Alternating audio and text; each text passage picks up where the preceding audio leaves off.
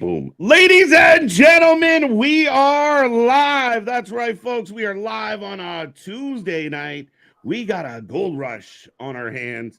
A whole bunch going on tonight in the wrestling world. So much to get into.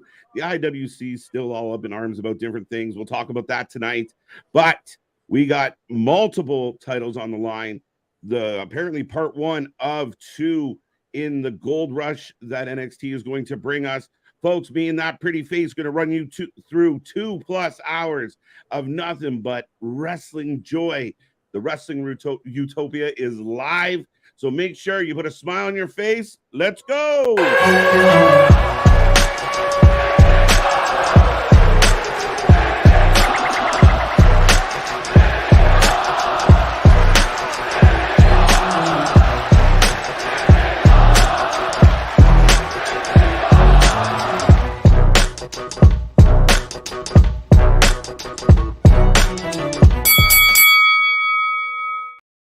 Dun, dun, dun, dun, dun, ding, ding, ding. Folks, we are live. We are live and back at it again. If you did not know, we are the Wrestling for Life Network.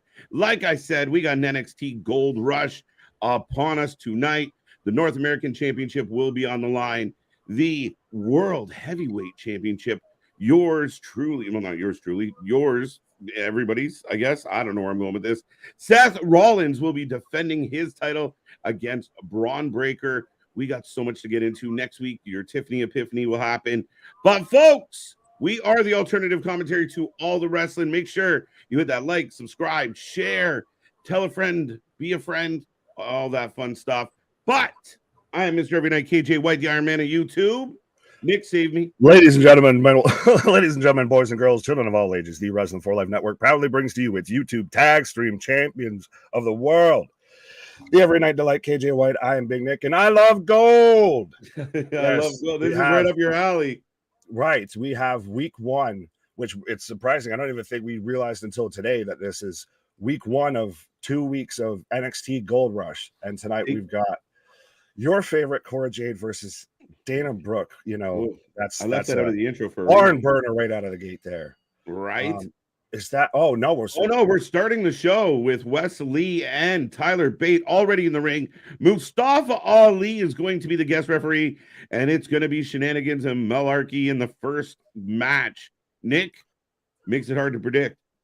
Oh, absolutely. Well, I think that there could be the potential for a person who's he's in the match, he's in the ring right now, but he's not an active competitor in the match that might end up winning this match.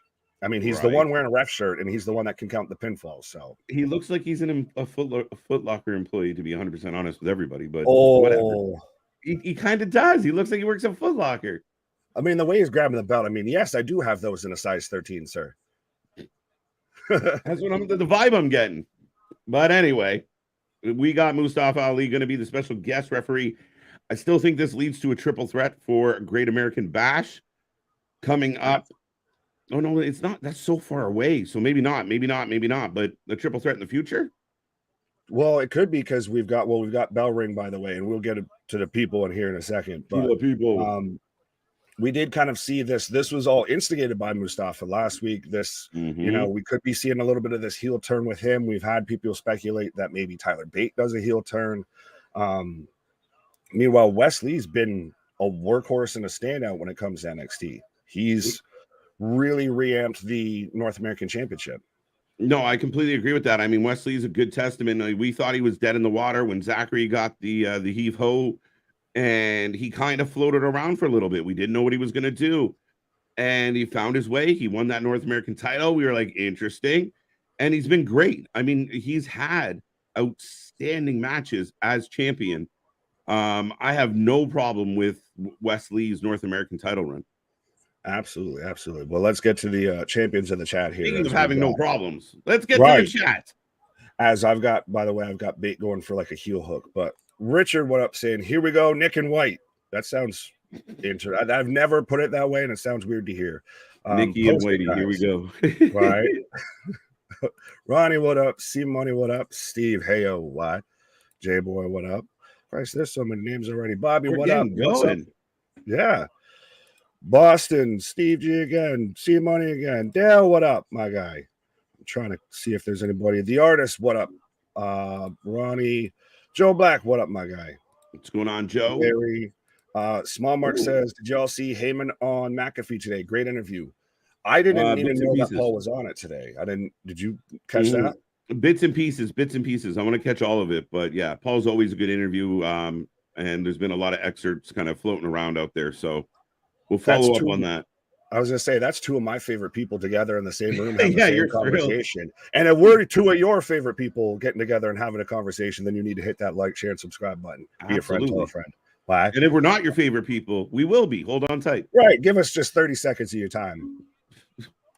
Steve, what up? Alexis, what up? Curtis, it's a Tuesday night. We got NXT. Yes, we do. Yeah, we do. Brandon, what's up? Wrasslin for Life gang. Everybody, Brandon. JV, what up? I apologize. This is getting too much, so that's a perfect reminder and a perfect segue to that we do have the super chats and the super stickers, folks. If you want to make sure you stand out, if you want to get your comment read, your voice heard, or if you want to just help support the channel, we do have the super chats, the super stickers. We got anything and everything. We got the anything and everything. There's the Instagrams, the merch stores. We got anything, and even still planning to bring you more. Yeah. What's up, Dale? Welcome back. Boston in the house. C Money's here. Steve G. Ronnie, Swimmy, Swanson, J-Boy. James, what up? Did we give our predictions on this match? I got Fast and Furious going by. Sorry. Look. Oh, weird count already from Mustafa. Oh, dude, this is tough. And Bate goes for the roll up. I think I'm going to go Wesley. 1, 2. Look, he's slow counting both. This is a heel turn from Ali, and I said, it's either setting up for a triple threat, or we could end up with a new North American champion tonight. Prince Ali, fabulous, he terrible at counting. Howdy, Mark. How you doing? Larry's back in the house. Larry 2, I like it. Good to see you. Larry 2, Electric Boogaloo. Steve G, Bobby, Big Wheels is back. Boston Gamer. Wait, if the ref interferes, can there still be a DQ? No, because he's the ref. He would be the one that calls for the DQ. I mean, technically, he could do it and then call it. That'd be a shit move. That'd be a he lays real dick move to do. Land 2 super kicks and then call a DQ on whoever he doesn't like. Just call a double. Get a double 10 count. No. So Ali's outside counting he's in the ring counting like an AEW referee. Yeah, he might have hit 2 so far. I don't even know if he's gotten a 1 yet. I'm gonna count. One. So, we just got 1 now. So very much like an AEW ref. Welcome to wrestling, where the rules are made up and the matches don't even matter. Right. Possible SummerSlam match, DIY and KO and Sammy. Sign me up. I know we're hinting at it. I know people were Raw sucked because we didn't get Gargano. Just because y'all thought you were getting Gargano and didn't get him doesn't mean the show completely sucked. We can get into a whole topic on that when it comes to commercial, but I'm in picture-in-picture right now. I'm in commercial. I didn't get picture-in-picture. Ripped off. That's that YouTube TV advantage. You got the Canadian and speed advantage. I got the picture-in-picture advantage. I'm getting a commercial for Broken Skulls. I'm actually getting a WWE Network commercial. Why? Artist saying, why can't I get in this match? Maybe you haven't had enough vitamins yet, sir. Yeah, come on, artist. I mean, a decent start to the match. I'm not thinking that it's interesting. I'm enjoying how it's kicking off because right away you're trying to figure out what the hell is Ali up to. If he's, okay, he's going to slow count one contender. What about the other one? Oh, he's going to slow count him too. What does that mean? What is he doing? Just messing with both of them? Shits and giggles? Oh, absolutely. You guys are going to go 15. I don't care. Right. Yeah. We're going all night. Kayla, what up? Victor, what up? Pause. Bonkers, what up? Ali doing both 30. Yeah. Well, that's what you were just talking about. Is he's playing the heel ref role. Yeah, he's screwing with everybody, folks. Gilly's in the house in case we missed Gilly. See, money's always a good time. Rumors, accusations. JV's back with his whatever that is. Yeah, Morse code. But Clay's out here with a long ass. What's up, KJ Big Nick? We got AEW Dynamite tomorrow night. What am I watching? Oh no, he said the one, and I read it early. I jumped. This double You dutch, premature folks. whatted, bud. Yeah, never blow your what. Never blow your what. I'm watching the College Baseball World Series. Tennessee baseball and LSU are playing right now on ESPN. Why? Well, at least you still got us tuning on in the background, so we got you covered. See, Clay's doing it the way you need to do it. If you're not watching the show live, you can just be watching what you're watching, but still tuned into us. Wow. That's it, man. And Clay always watching sports. He's always got something on. Like, I know. What are we gonna do when it gets back to like busy season? Right. Well, see, Artist now agrees with us. You know what? Y'all right, but I still can't get into this match. You can have that. Not even what I'm mad at. Is it just you don't like? I mean, I get it because sometimes we don't really care about who's in the ring, so it's like, we'll see. We'll see how we come out of commercial. But I think that a Bate versus Wesley, even if you don't have the added special guest referee, is a fantastic match. True. Yeah, and, no, I mean, yeah. Didn't you bring up a rumor or hearsay that there was talks of them maybe bringing back a light heavyweight division or cruiserweight, dare say, title? There has been talk about that. I mean, it's something that they've never quite got right. Even when they had the right pieces to do it, Big Vinny and the boys in the main roster didn't really quite figure it out, which doesn't surprise me.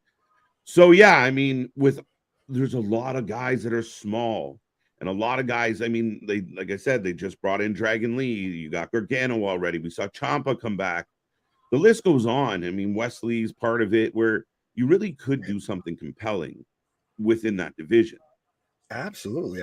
Again, I still hold by. It's almost like they had this show called 205 Live, and I know you just said that they always struggle with it, but that's the big thing. Oh, Wesley. Guys, I just got a double clothesline on both men, and they both turned each other inside out. That was the first thing you saw coming out of the commercial here on my end was the impact, and what a wicked way to come out of commercial. That's such a good visual, and then we cut instantly to looking at both men just sprawled out just down there. Yeah. This, as much as we might dislike the Bucktooth Beaver Kevin Dunn at times, the man can still pull it out of his ass and give you those real good shots of wrestling.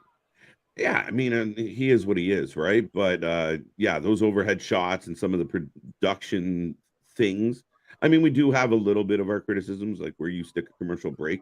But yeah, no, I mean, who's done it for as long as he has at this level? Right, and I do like you said, if you didn't have the picture-in-picture, you come boom right out of commercial. The first thing you see is a giant impact, and you're instantly drawn back into the match. Yeah, you're like, what the fuck was that? And then two men are laying on the ground. You're trying to figure out what did you just walk into, right? Right. But I got bait. Oh, that cheeky kick, that weird soul kick. The cheeky nanos. Oh, I got a backslide. I got the backslide. Victor says, "Did you guys see Bobby Lashley return Saturday as he beat Cross?" What? You sound like Richard Jr. Did that happen? Well, no. Was there a main event? Like, is that what it was? They did a main event on Saturday. Sounds about right. I did not realize Lashley came back, and I did not realize Cross lost. Why would you do that on a main event too? I mean, in the pecking order of now what are going to be Saturday shows, because we had WWE announced a lot of upcoming pay-per-views recently and even today. Saturday is going to be premium live event, Collision, and I guess main event. Well, I mean, or was it just a house show? Let us know. Right. Tyler Bate with the running shooting star gets rolled up for his effort, though. You called it right. I called it wrong. Chef saying, what? I'm here. What's up, Chef? How you doing? Welcome back. Un, dos, tres. Un, deux, trois. Who is Ali going to screw? Pause. Can you ask that question? Can you say that on this channel? Accusations. He's leading the witness. Right. Hearsay. Overruled. Sir, you asked the question. Nick, it was a house show. Oh, okay. Well, one. So Ali does a double backflip. And Ollie's actually getting back into the fast count. He's not doing the slow, exaggerated count here. Yeah, I guess he was just like, well, I'm not ready to count for you guys. I don't know. It was weird. Now, they're getting a "This is awesome" chant, but I'll say, is this deserved? I think so, in the sense that, I mean, A, it's NXT, it's your studio audience, and B, the fact that, I mean, that last little sequence was pretty cool, right? Wesley comes out of the corner, hits a backflip where you think he's going to turn it into like a head scissors or whatever, but as he does it, Bates leaves, hits the ropes. I love that move. That right. Oh, we've got both men up on the top turnbuckle right now. So looks like Wesley's going to superplex him in. I don't know. Are they struggling to do it, or are they selling us on a fight? I think they're selling it. Okay, there we go. Dale says, "Good question, good question, Alexis." I don't know, debatable. We don't know. He's kind of toying with both of them. Right. Pause. Oh, Mark, that sounds wrong. What did Mark say? Could Braun backdoor into Judgment Day if Finn comes out tonight and attacks Seth on NXT? Braun and Finn form an alliance, maybe reach, but it could be a C. Why I said that all sorts of wrong. Just strike that from the Dr. Zeus. Right. Could it be maybe? I went all yoga with that for some reason. Oh, Ali's smacking the shit out of Wesley. He's firing him up. You need to get in there and do it, you son of a. This is random, right? And now he's doing it to Bate. Yeah. This is weird. It's motivational Mustafa as an official. Cardiac kick. Cardiac kick. Wow. This is where you start a Bate heel turn, or you lead to a three-way because you're going to say that Ali distracted Bate, and that's why he got it.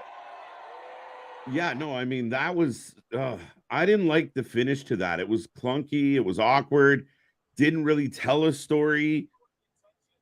I don't get it. Like, you're supposed to be playing the ref. Like, I don't get why you're smacking everyone around and it instantly leads to, a Wesley win, which means I got that one right, but still.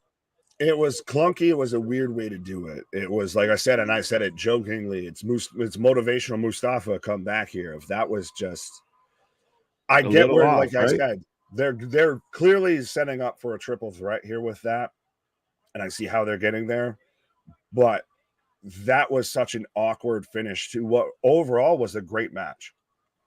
Yeah, I really enjoyed the match. Two guys that can move and high fly, but now like Tyler's looking at Ollie like, what the hell? Wesley's looking at Ollie like, what the hell? Side-eyeing him. We're all looking at him like, what the hell? I don't know. Bobby, was a Wesley retention. Right. Wesley retains, and now I've got Gigi standing in front of Crack is Whack. That's your PSA today, folks. Crack is Whack. We were talking about great WWE production. That's going to be memed everywhere of like Crack Whack. Yeah, that was poor choice. But then again, this whole, I don't know, with this Gigi babyface run that they've done, like these video packages and everything, they do her a disservice.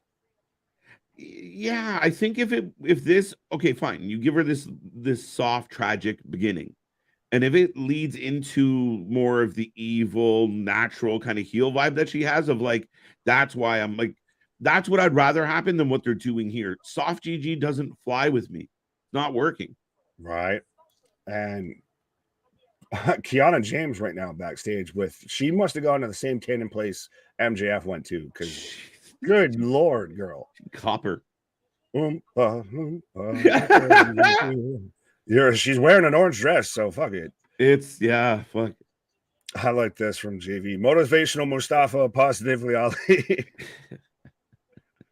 I can't believe it was Ali. All right. Oh, here comes Thea Hail. Speaking of whack crack. Right. Speaking of crack is whack. We've got Thea Hail and the rest to chase you. And somebody want to remind me what happened to Andre Chase? Is he out? He's hurt? Or did he get? Well, the last he walked out, right? Was him getting destroyed by Bron when he got sent through that. Oh, that's right. Awkward stage part that they set up. Mm-hmm. Larry gets a tie on this one somehow. Okay. Canadian rules somehow. Right. He didn't win in the shootout, and we didn't go to like 7 overtimes. No, Larry, she forgot to invite me. Okay. Why? It happens. Who is this lady? She looks like Raquel Rodriguez, had a tan. Girl, that kind of orange is only seen in a box of crayons. That's James. Kiana James. At one point, part of the whole bar rescue, saga. She was the one that turned Nost Malone to, businessman with a mustache still. Right. Larry scored a rogue or whatever it's called in the CFL. I feel like we missed a thing, but did we miss a thing here? What happened? They should have double kicked Ali. They could have super kick like the Usos there, but I drop guess one like the Usos.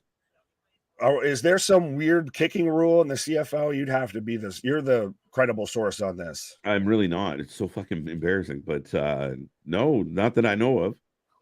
You mean you don't, as a proud Canadian, know every single fact that there is to know about Canada?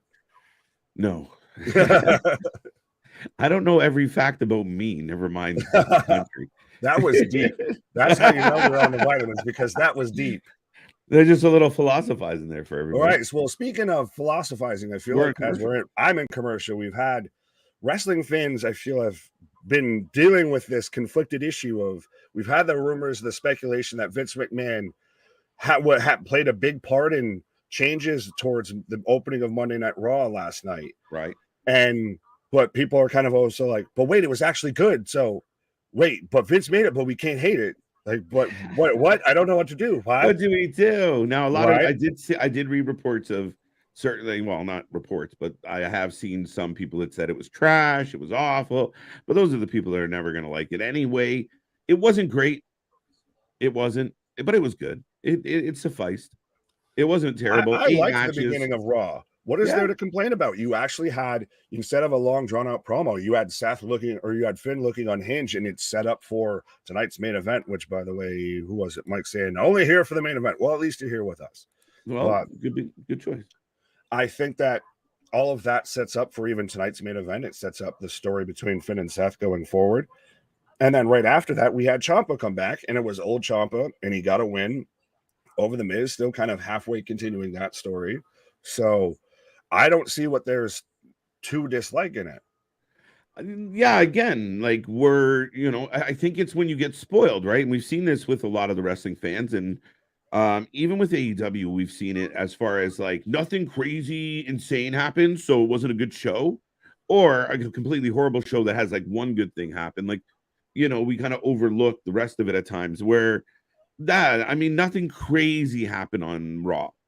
But it can't happen every week. It was a solid show for the most part. I remember for most of that show, we were saying it was moving at a good clip. It was moving at a good pace. It was still, there was no lull. There was no lag. There was no, they went for a while with that whole Seth and Finn opening attack and everything before they went to a commercial break.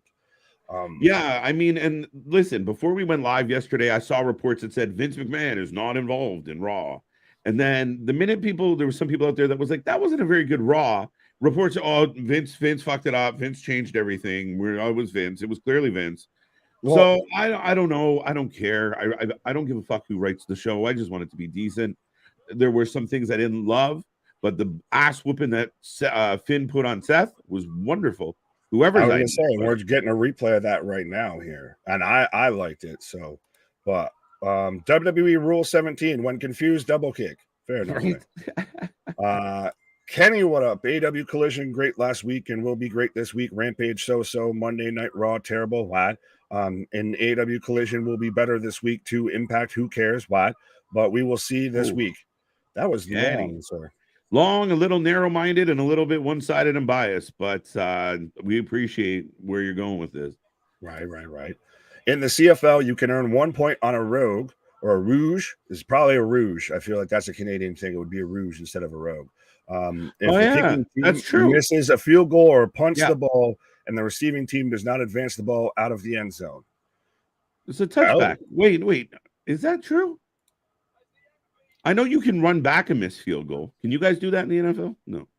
Yes, we can. Okay, we've had the famous one is Auburn beating Alabama. Listen, go ahead. No, you're fine. I was just going to say, I'll take C Money's word for it. I mean, I really will. You can have that. Not even what I'm mad at. But I've got Duke Hudson right now out here. We've got a Thea Hail celebration. All hail Thea Hail. Squirrel. Right. She needs to fucking come out as like super strong. Her and Nikki ASH could be a fucking superhero women's tag team. Is it true that the moose drink maple syrup straight from the trees in Canada? I'm sure if they could get at it, they would. It's hard. The antlers get in the way when they're trying to fucking. Well, I was going to say, well, speaking of moose, you and Luna have stuff now to be excited. And Luna even put a short out about it with Moose re-signing. I was like, where the I got you. I got you. That? With Moose re-signing with Impact. See, what comes around is all around. Ricky, yeah, see, I know Canada better than you know Canada. Accusations. Yeah, no. Yeah, I mean, Moose re-signs on Impact. And I know our buddy Kenny said forget Impact, but you know, Moose is a veteran of Impact at this point. I thought it would be nice to see him expand his horizons, but he's a big fish in a small pond. I hope they have some plans for him. Really talented guy. I would still say with some guys like that, and I would like to see him go to, say, WWE, especially, preferably. Yeah, but even guys like Macklin made himself and has established himself in Impact. Josh Alexander, I think, is a guy that's synonymous with Impact. He's become their new next generation AJ Styles. So you think Impact, you think Josh Alexander. Yeah, and I mean, that's another guy who had an opportunity to leave. And reportedly, it was both companies, not just one, that were very interested in Josh's services. But again, you have to weigh the pros and cons and how it allows for your schedule. I mean, even Nick Aldis was like, you know, I'm getting old. I have side hustles. This, you know, doing Impact the way we like do all these pre-tapes allows me to do my side shimmies. Do I really want to be on the road for a bunch of days, even though, you know, the schedules aren't what they used to be, but you're doing a lot less and a lot more freedom with an Impact, right? Oh, yeah. Well, oh, yeah. And I bet you have a bit more freedom, but not the reins are completely let go. I mean, we've got Scott D'Amore in probably, I'm assuming, the main event of Slammiversary. So they're going to do some things that WWE won't let you do, but they're not going to just fully let the reins go like maybe an AEW and Tony Khan do. Mm-hmm. By the way, Thea Hail's in the ring just delivering the promo of her life. And I will give her credit. She Gulak's here. Remember, they're part of Chase U and everything now and all of that halfway. But I was going to ask, what's up with so many singlets on NXT? I feel like every wrestler, you have to at least come out once in a singlet, because I've never seen her come out in a singlet before. But there's potential there, but she's so much, and I want to say this as respectfully as I can, she's the female Coke from AEW, if you know the channel, or right? One half of 2.0. She's her little sister, right? Literally, she would fit Daddy right Magic's in with Daddy sister. Magic and Cool Hand, who gives a shit, on AEW, because they're just, it's straight out of like 80s wrestling. I want to, you know, let me tell you something, Gene Mean. Yeah, I want to see them two have dinner together. Good God. But as I see the chat still filling up, and we apologize, but this is a perfect reminder. Again, we do have the super chats, the super stickers. If you want to make sure we get to your comment, because I'm seeing some fantastic ones, but we also talk a lot, and I'm trying not to miss everybody. But she's visibly shaking out here right now. She is. Like I will give her credit. She is pouring her little heart out. She's got tears in her eyes. Then when she starts running on the spot, she's got a. When have you ever seen someone do the happy feet? Well, yeah, like the happy feet. Like, stop it, stop that. Shout out though to the Nike kicks though that she's wearing. Give me a hail, yeah, that's her gimmick. I give me a hail, yeah. All I can think of is Shark Boy with "Give me a shell, yeah." Why? Victor, I have the true star now of the NXT Women's Division, Tiffany Stratton coming out right now. She's letting everyone know it's a little tacky, little tacky. It's a Tiffany epiphany, folks. Something. Artist, I'm gonna pull it up and we're gonna acknowledge it and then we're gonna move on. That's a good one.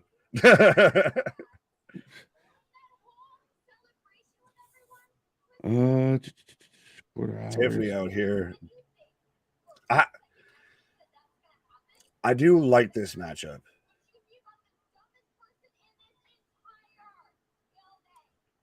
Oh, behind a paywall, you bastard.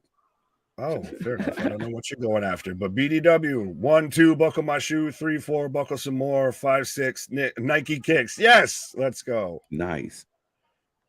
I saw you, Lego Ewok. What up, Jake? What up? By the way, go hang out with our buddy Jake there in the Discord and everything. Man's out here just letting you know all the top stories you need to pay attention to in pro wrestling in our little Discord there. It's true. Click all the links, folks. Right. So this is the channel my friend BDW Gamer told me about. How nice that you guys do this. Well, I appreciate that. We appreciate Thank you. This is just BDW. No, not Gamer. We're just thank you. I'm confused. Jordan Smith's in the house. How you doing? How does anyone like this dirty blonde? Ditzy blonde. Thank you. Which one? Duke Hudson letting Tiffany know he believes in Thea Hail. If he's having to play like her defender, and she literally just looks spastic behind him. Like even while he's sitting there cutting the promo, she can't stop moving. She's got to keep going. Duke Wellington is just giving. It's too much for me. It makes me anxious just watching this woman. I just wanted please sit. It makes you think that there's an emergency somewhere, that you need to be looking at an exit. You need to be finding your escape route. Oh, Kimura! He throws on a Kimura out of nowhere. And that face, though, that face is terrifying. Like she's literally. It looks like a squirrel who got her nut. Pause. Pause. Yo. And now she's just running around the ring with the championship. And you know how you know the babyface isn't going over when they go over in the go home segment. Yep. I don't have high hopes for Thea Hail, but man, she was already the underdog. I don't mind the intensity. I don't mind the energy. I don't mind the overall terrifying. I just wanted it just a little bit, just dial it back a touch. It was like with Butch. When Butch was the beginning of Butch was way too much. And they dial him back a little. It's a little more comfortable. That's the same thing. Just keep your feet still for a couple seconds and let us soak in your visual, your facial energy. There's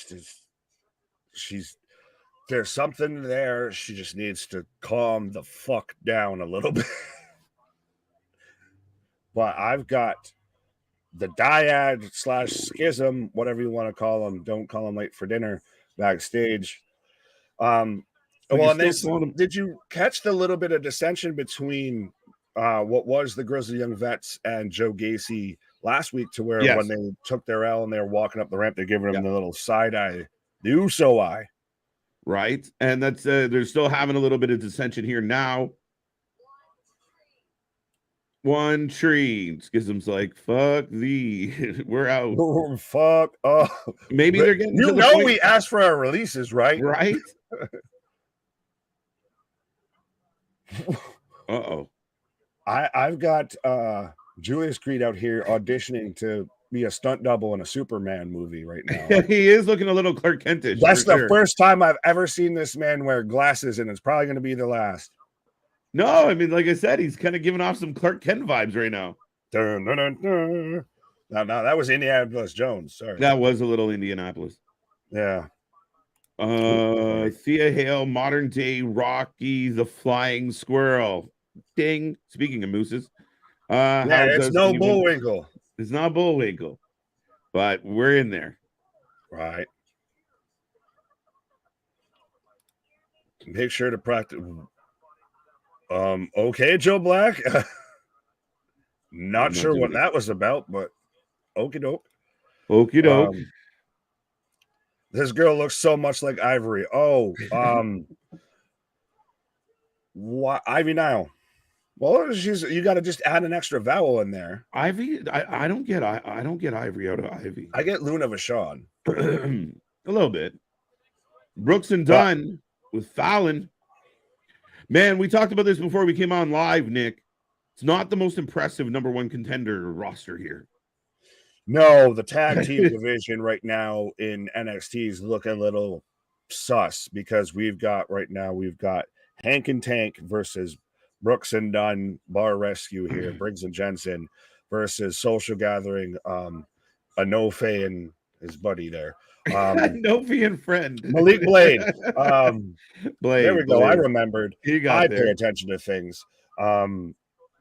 In a triple threat tag team match, holla, for a number one contendership match next week against Gallus, which I think whoever wins this, either way, you're losing to Gallus. So, I don't got high hopes for any of these teams up against Gallus. I'm actually expecting a little more of a push for Coffee as a singles, but we will see who comes out of it. I'm like, I don't care who wins this match at all. If I had to guess, maybe Bar Rescue. They seem to like them.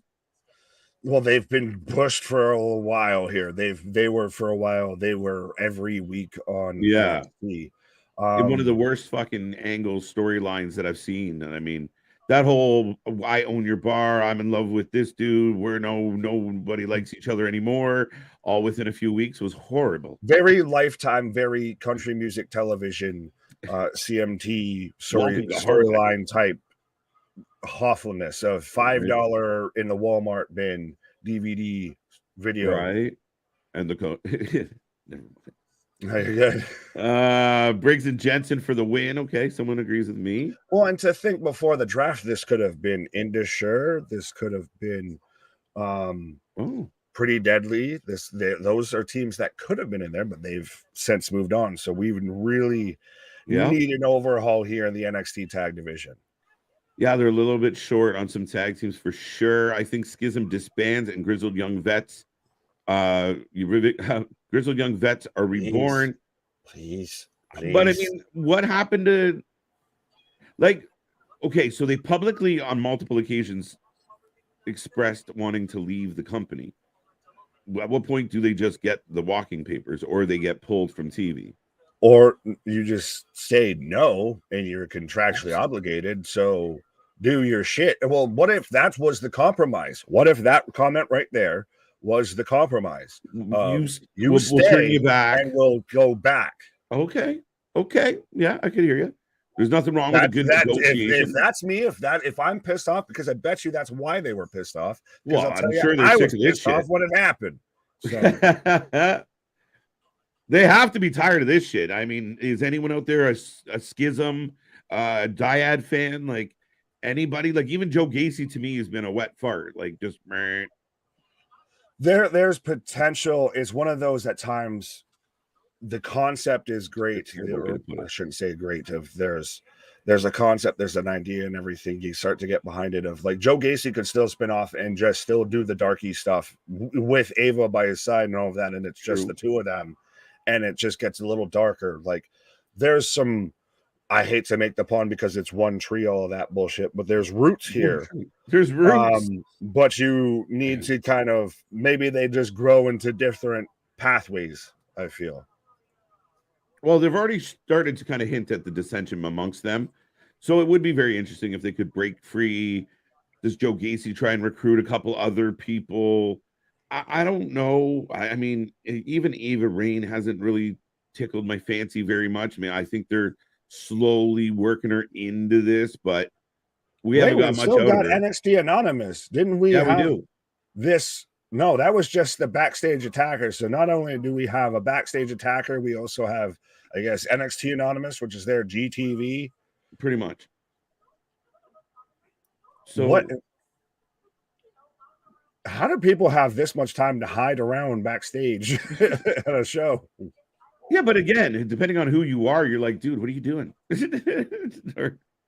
Like, no matter who it is, you're like, why are you over there with your camera out? You pervert. It's awkward. Right? Velveteen Dream? Oh, you went there. I was going to go Sean Stasiak at least. I was going to go for the old heads. You went there. Okay. Fair enough. ASMR. That feels weird to say. I'll just call you Stizzy. Hey, everyone. What's up, Stizzy? We got JPC saying, I enjoy Thea. I do too, to a level. Right? Like, she's like too sweet, right? We got to just dial back the sweetness a little bit. Yeah. too much sugar in the tea there. Whoa, what the? I get the hyper vibe, and I'm okay with the hyper vibe, but I think if she did the hyperness in spurts, it would be like kind of where with Kevin Owens right now, where they're doing like he kind of ramps up to losing his mind. Where if he was just like the minute we saw him to the last second we saw him, he was just losing his mind the whole time. It loses that effect a little. I think with Thea at times, because she like just let it have moments and then burst into like a little run around the ring and then stop, breathe, let it breathe. Absolutely. Let people go, oh shit, she's crazy. And they kind of already had a moment with this. They've kind of already done this with a performer, and then they turn around and ruin it and soiled it because they made her a superhero. They had Nikki Cross, who initially was just crazy Nikki. And you did that with Thea. Yeah. Like you said, if they made it a bit more to where it was subdued, and then when she got pushed to the limit, she fucking snapped and had that. That's a whole other thing. Man, I was watching some old NXT and fucking crazy Nikki, man. They have I don't know how they dropped the ball with her because I think she was really entertaining. She was really good in that ring. I hope they find a way back to that somehow. Oh, but by the way, we do have the triple threat tag team match underway. Lots of predictions.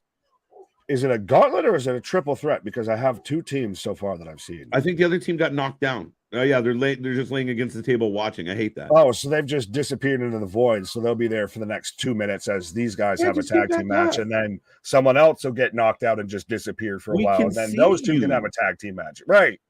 They're not selling hurt. They're just watching the match from a better spot. Or are they in chairs? No, they're holding their faces. Yeah, it's Hank and Tank here. Hank and Tank. Little hanky panky, get in there. Why? Right. I like this. Daisy Dukes. Well, it looks like I know Fallon's wearing some, but it also looks a little bit like Hank's getting closer to wearing that. There's a lot of denim in the ring, is what I'm getting at. Right. There is. They quickly clip back to Gallus watching on, by the way. Fair enough. Fair enough. Oh, give Thea decaf. Yes, says Alexa. Right. Just turn down the Java a wee bit. Right.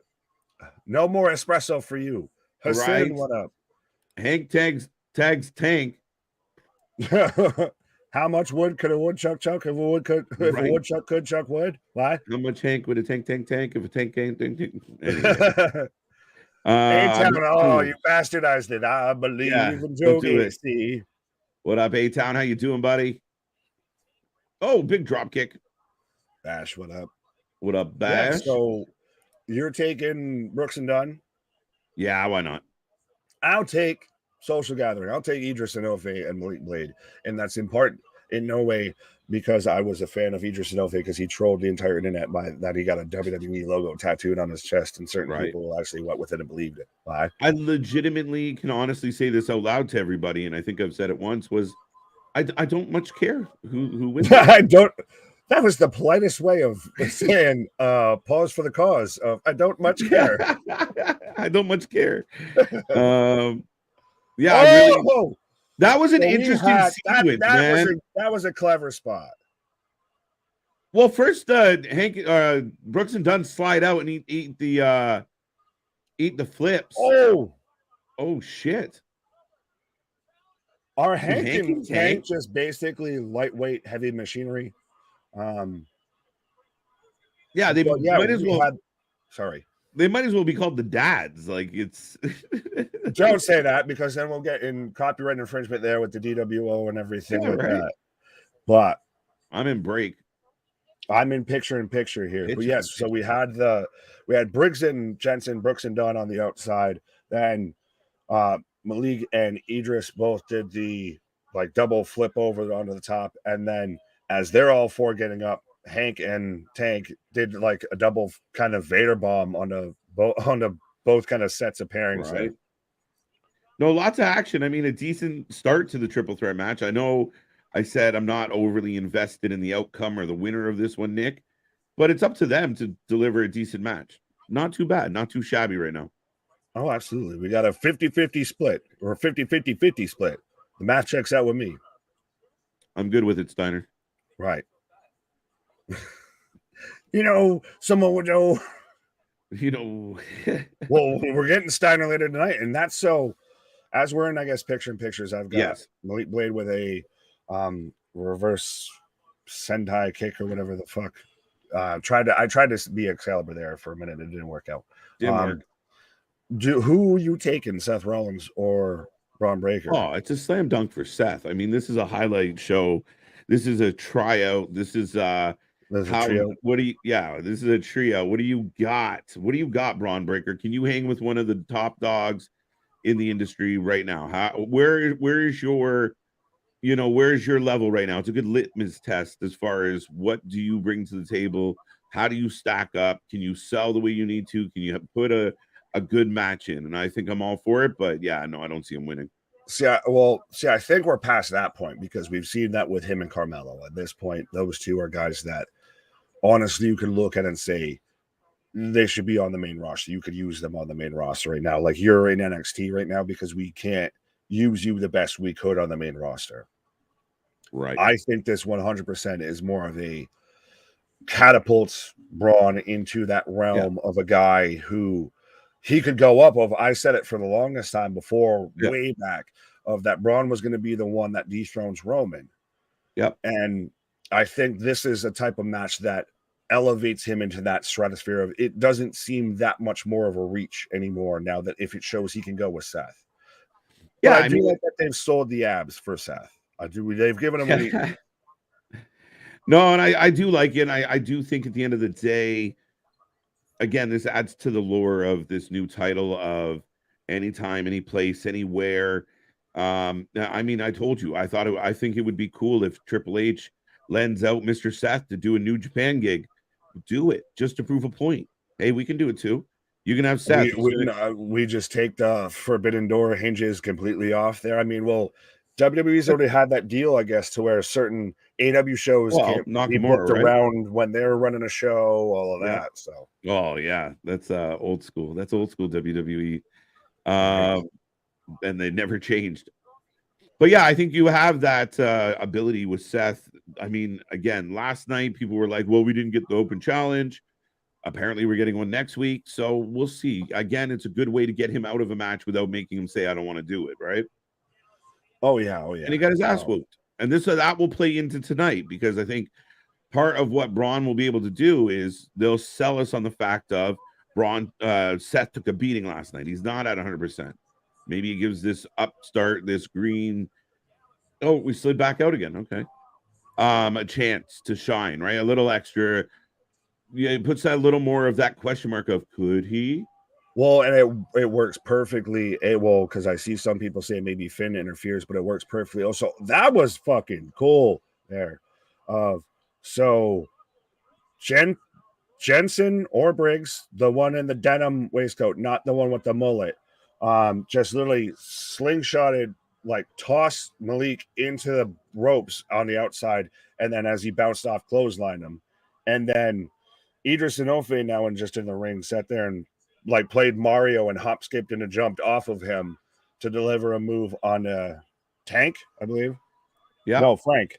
No, I mean, it's I again a little critical, but it's been good, and we got 3 guys in the ring, so I like that. I look big back elbow. I mean, it's a way for them to actually show out. We poo-pooed it, but you can always out-deliver. Yeah, and I mean, to me, that reminds me of old NXT because, dude, I always tell the story that I remember the first time I saw Ciampa on NXT, I was like, and then I was wrong. Like he got in there, he banged out, and then the next week he banged out, and next thing you know, he's the Ciampa that we've come to know and love. And I know he had a history with Ring of Honor, but didn't really know what he was going to do here, and he exceeded my expectations. That's what these guys have to do. Wow, big super kick. Well, absolutely. Well, even we've talked about, they've depleted the NXT roster through the draft, so now is where this is their opportunity to really show what they can do.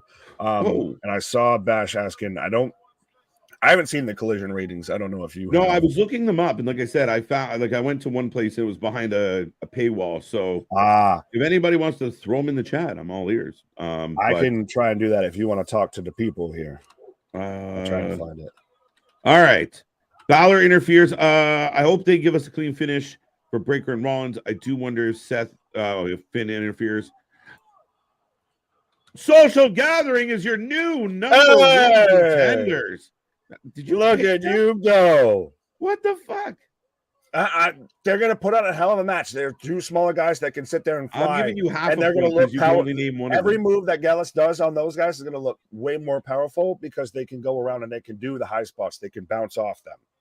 Fair enough. Shocked. Oh. Ooh. Big back heel. I mean, Brooks and Jensen, outside of being really bad actors, they're pretty good in the ring. They're not terrible, guys. But yes, we have Enofe and Blade, your new number one contenders. So next week on Gold Rush Part 2, we are getting Gallus versus Social Gathering. Yes.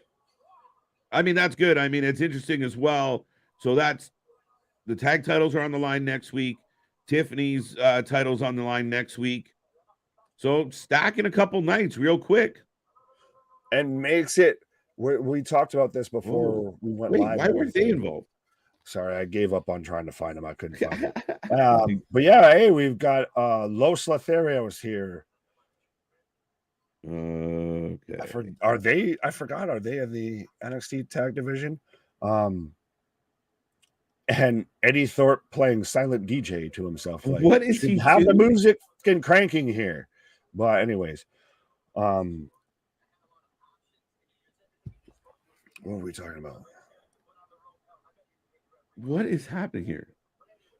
Yeah, I've got Eddie Thorpe and Damon Kemp backstage right now. Wait, in 2 weeks' time, we're bringing Raw Underground to NXT.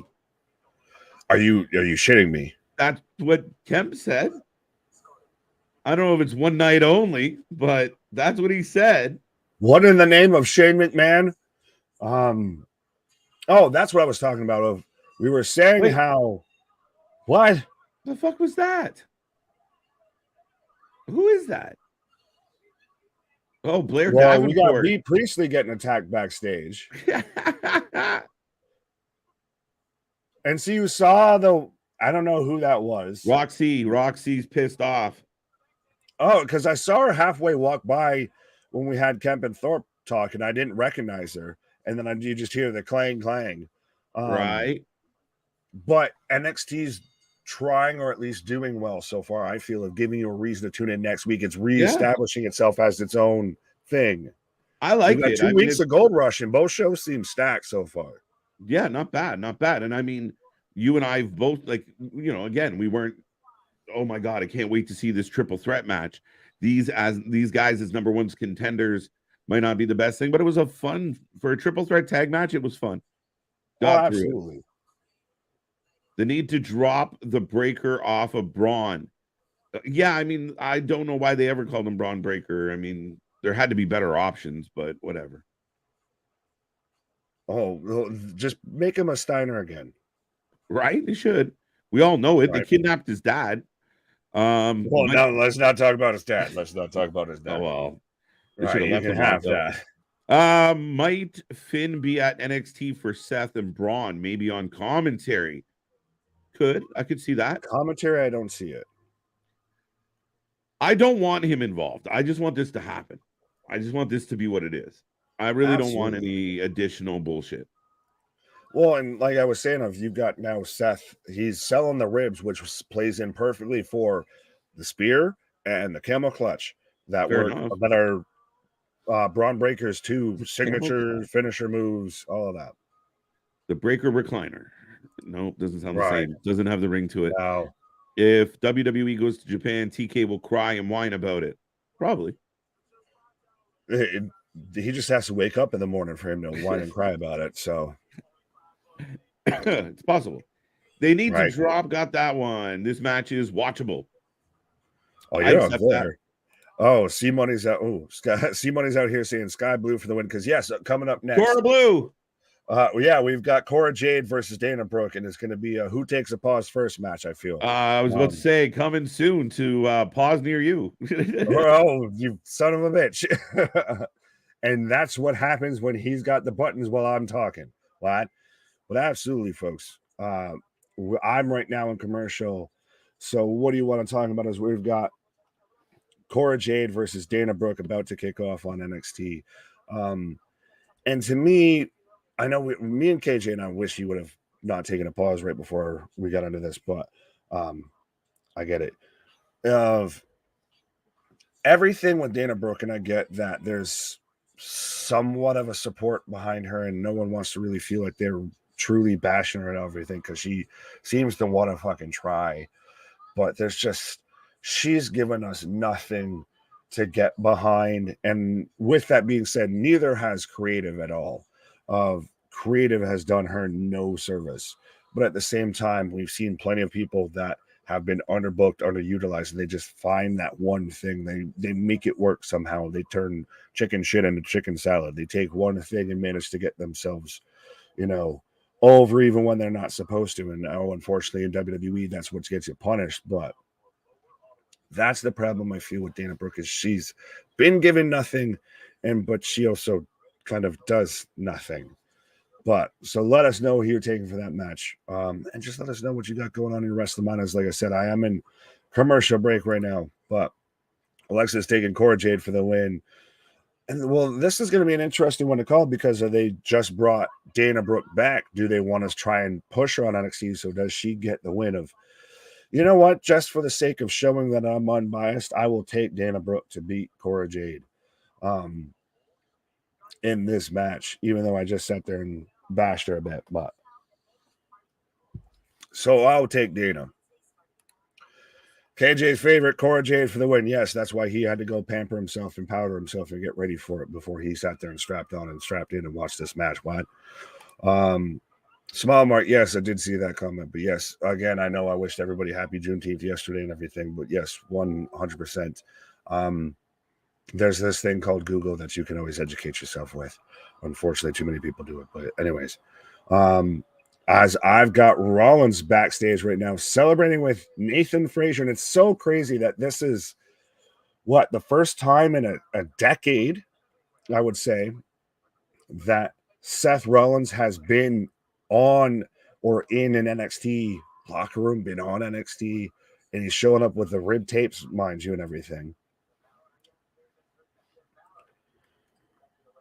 But Seth's still dropping hints at, Finn Balor. I do think that that's probably what we might get at, say, if we don't get it at Money in the Bank, we'll get it at SummerSlam. But I could see us very much getting that at Money in the Bank. And that's going to be very interesting of having Finn, fighting in the UK against Seth. We already saw how it was in the US to where the crowd was singing Seth's song along enough that they drowned out Finn's promo. So Carmelo and Trick squaring up with Seth.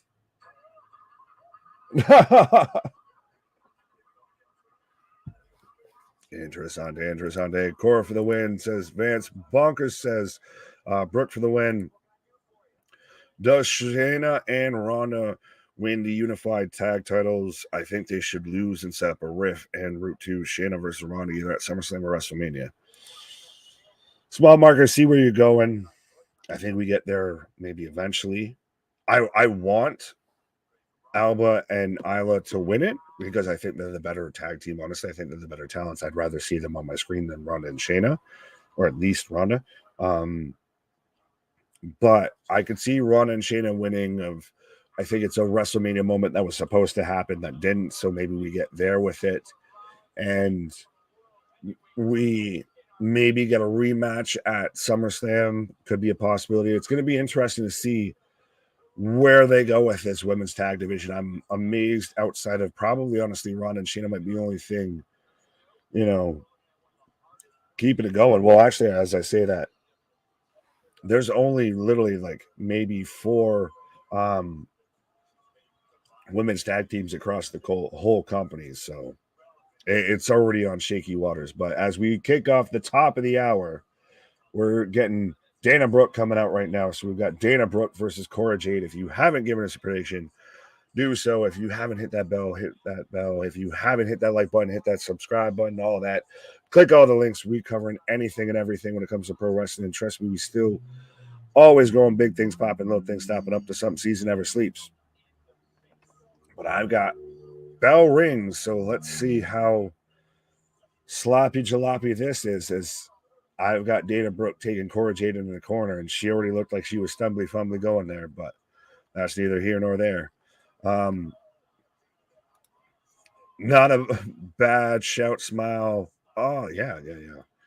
Sorry, I was looking at Richard's comment right above you. Like, Richard, I know you must be on the best of vitamins because you ain't even watching the Shame Show, my guy. Cora for the win says, Curtis, so I feel like I'm in the minority here taking Dana. Sounds like a South Park episode. Why? What did Money say? No, we're not clicking on that one. Could Dana Brooke be added to the stable with Green and DeVille with a combination of 3 float between Raw and NXT? I could see it. That's not a bad shout. It would give her a bit of character, but I almost feel like Green and DeVille work well enough just as a tag team. That's the thing is, all due respect to Dana Brooke, I don't know what she has really provided beyond she's on the roster. Honestly, I get that she has not been booked in the greatest, but when she has been booked or when they've tried to do anything with her, like she's never tried to go beyond that, like overcome that obstacle, I feel.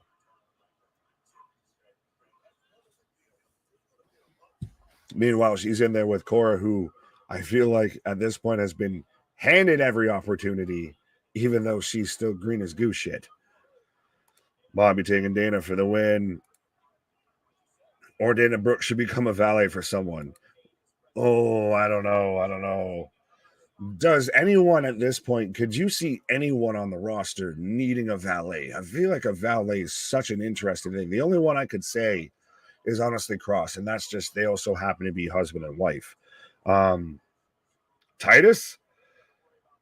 Well, Titus is out there just doing the Lord's work, just actually doing good PR for WWE. I mean, if we're going to bring back Titus O'Neil, I don't know if I want to stick him with Dana Brooke. Seems like you're giving him a sinking ship. James and KC, she can valet my car when I go to the Olive Garden. Oh, see money. That's savage. You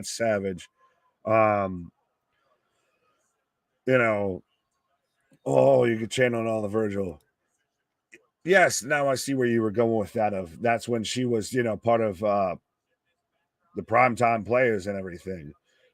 Titus Worldwide, that's what it was. As I've got a high knee to Jade onto Jaina getting back in the ring as we go for clearly a 2 count. Yeah, I forgot until you just mentioned it about Titus Worldwide. Christ, you put Titus, Cedric, and Shelton. If we're not going to do the Hurt Business, just fucking go back to Titus Worldwide. I'd be fine with that. I entirely forgot about that, sir. I appreciate that. Yeah, Badu KJ says Dale. So Dale was ahead of me on that. Making moves. Absolutely. Big things popping, little things stopping up to some season never sleeps. Why? We're just getting started, folks, and we're already taking over. And what the fuck was that? Did she actually shoot herself? Because she's fucking screaming. If she actually did shoot herself yeah, are they really doing this? Because like if this is shoot, then T's and P's. If this is a work, I don't know how I feel about this because she was going for the back handspring that, power back spread there, elbow and everything. She goes for the back handspring and she's selling her knee as they go to picture in picture. So this might be shoey here. That's terrible to see because she was going for the back handspring elbow and it goes out and she's literally just screaming, my knee. The refs even, Cora looked like she was trying to go go for it and actually try and, okay, so she's just selling and just trying to still go with the match. And the ref even had to pull her back as they're setting up the knee brace here. As Cora's, I guess, they're doing their best here. Of Dana's having to scream at her while Cora's, just pacing the ring. But has this not, oddly enough, become a consistent issue, I feel, amongst the NXT women's roster, especially, of knee issues? You've had Sol Ruka, you've had Nikita Lyons. There's a few that have been on Level Up. I apologize, I can't remember everyone's name. I feel like Wendy Chu might have had one at one point. I think Wendy Chu might still be dealing with one. But I don't know with this. I'm still watching it in picture. Not a work. I don't know, because she turned away the knee brace and she's turning away the stretcher. If this is what they're fucking doing on a commercial, and all for her to continue this match, this is fucking stupid. This is either you don't like your fake injury covering, and I'm happy to getting it because I've got picture in picture. Otherwise, this is fucking stupid. Why? I mean, it's a commercial break. You got nothing else to do. True. Well, that's the fucked up part about this too, is I'm probably the only person seeing this that's getting fucking agitated by it. I'm not getting picture in picture, so right. I've got her there. They're trying to inch her out onto a stretcher right now, but they're very much making sure to keep the knee in place. Right. So Cora. Yeah, this is. So what if she's legit hurt? I mean, are we? It is what it is, and T's and P's, all of that. Hopefully, speedy recovery. And like I said, it feels weird that there's been a lot of knee issues in NXT, especially amongst the women's roster. Just saying. I don't know what you're implying. It sounds terrible. Moving on. Prestige Worldwide, boats and hose. Damn, that's real. That was real. We'll find out. I'm holding it out. Seems like it with the way the refs keeping Cora at bay. There's still, I think, they're doing their best to try and still sell something here, while she's actually shoot hurt. Ooh. Dana for the win. Oh wait, why the hell was I thinking it was Tiffany? It's Dana. Yeah. Oh yeah. Where did you get Tiffany? No one knew you were taking Tiffany. I completely lost track. I'm like, that makes no sense. Dana Brooke's here. Yep, I do, KJ. There you go. Yeah, I mean, when Dana Brooke was I don't blame you for not remembering. Achu. You would do that, as I'm saying. Now she's just being dumb. Just take the ride. I've got pictures. So see, the artist sees what I'm seeing. We've got a slap. So we're coming back. So they did fucking all of that. So you've got the stretcher now out there and everything, as we've got a slap. And all right, you can have that. This is what I'm mad at. Are they trying to? Yeah, this is what he's mad at. I guess they're trying to show the heart of Dana Brooke. Mick Foley 2.0. No. Yeah, I don't know. I don't know how.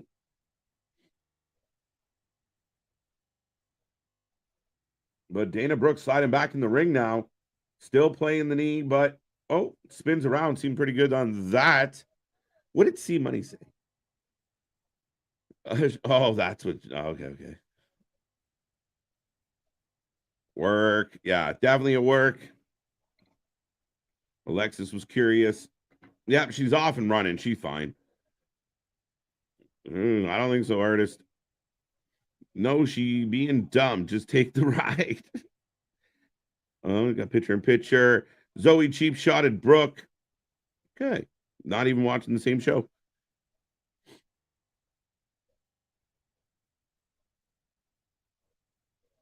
Cora, I don't think would be acting this if she was actually hurt. Acting this way. Yeah, I agree. And again, it's selective limping. So, pancake. Now Cora channeling Punk sitting cross-legged on the apron, right? Dana takes a loss. Yeah, they'll blame the knee. That was ridiculous. Yeah, I know I was playing devil's advocate a little bit, but Yeah, a weird spot. Is it just to, oh, I would have won, but I blew my knee out. I hurt my knee. Like, I don't care. As Dana's going to the top of their bum leg.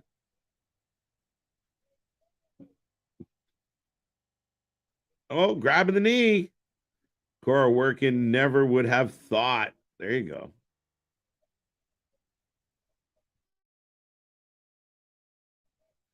Single leg crab.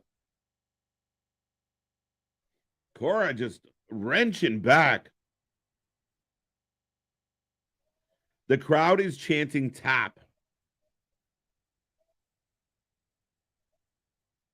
And remember, Cora's the heel. Huge pop as Cora drags her back out. I'll get back to it. I'll come back to that. It's half and half, injured, but still a work, maybe a feud. Maybe, I don't know, but the crowd, it's the funniest shit, guys. The ref calls it. But Dana didn't tap. All right, okay. Dana passed out due to pain. Get the fuck out of here. Oh, no. All right, Cora with the big win. The ref just stopped it. I don't get it. Why not just have her tap? Yeah, I don't like that. And the resident bad girl, the resident mean girl. Well, that's what you get for doing a gymnastics routine during the wrestling match. Yeah, Dana Brooke, all good. Yeah, like, I mean, she jumped off that gurney with no issue. Yeah, no, that sucked. They feel they need a reason for Dana to lose. Yeah, other than she's terrible. Odd flex NXT. Boston, I think that's exactly what this is. And again, I don't even like the finish. Like, how long have we seen submission holds in wrestling and the ref decides, oh, like if she's not going to tap, then just let her yank her leg off. Like, I don't understand. I didn't give up. So yeah, opening the door for a rematch. But guys, if they're planning, like we'll bring her back and everybody will see what a warrior she is. It's not working. The crowd was chanting tap to the baby face. The crowd popped when Cora yanked her back into the middle of the ring. Oh man, Nick.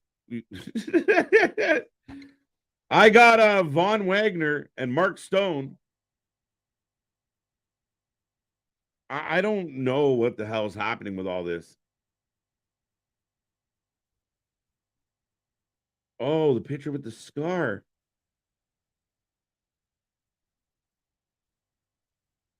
All right, all right. They're getting real. He had trigonocephaly.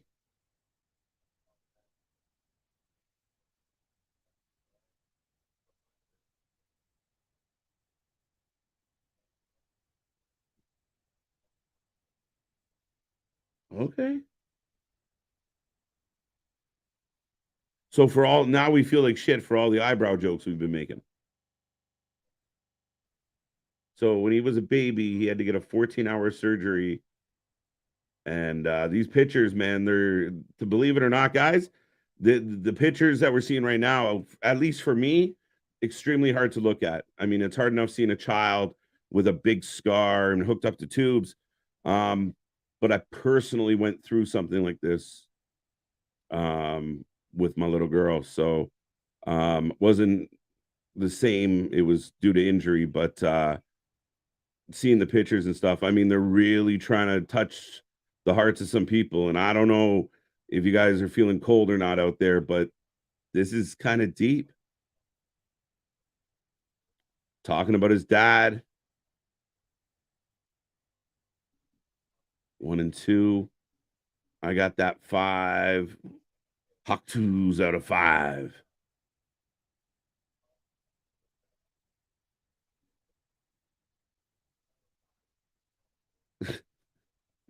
Oh, artist. 1 and 2. Yeah, it's sad as hell. This is deep shit. Like, I mean, again, me and Nick here cracking wise show in and show out about, and they just explain it. They take it away and This is good from Wagner, though. It's authentic. I didn't like how they got here, but oh, look, Joe being heartless.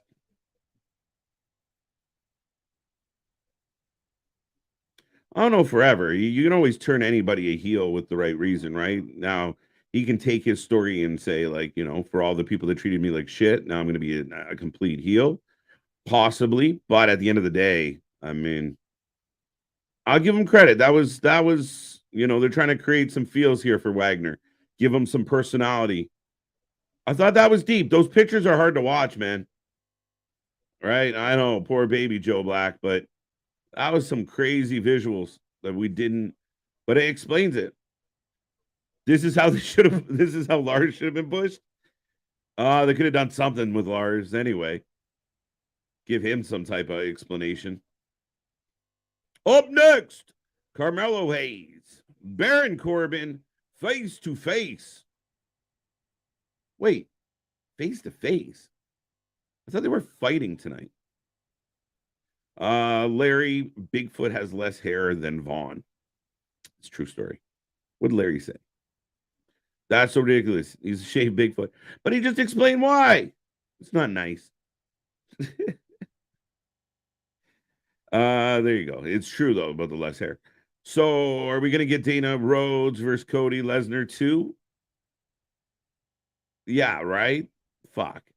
Yeah, I guess that's what this is setting up. Like, Dana's being carted out, and she's screaming at the top of her lungs, I didn't give up. I didn't give up. You should have. It was silly. I don't like it. I don't care. That's week 2. All right. So, they didn't do a very good job explaining this leading into NXT this week.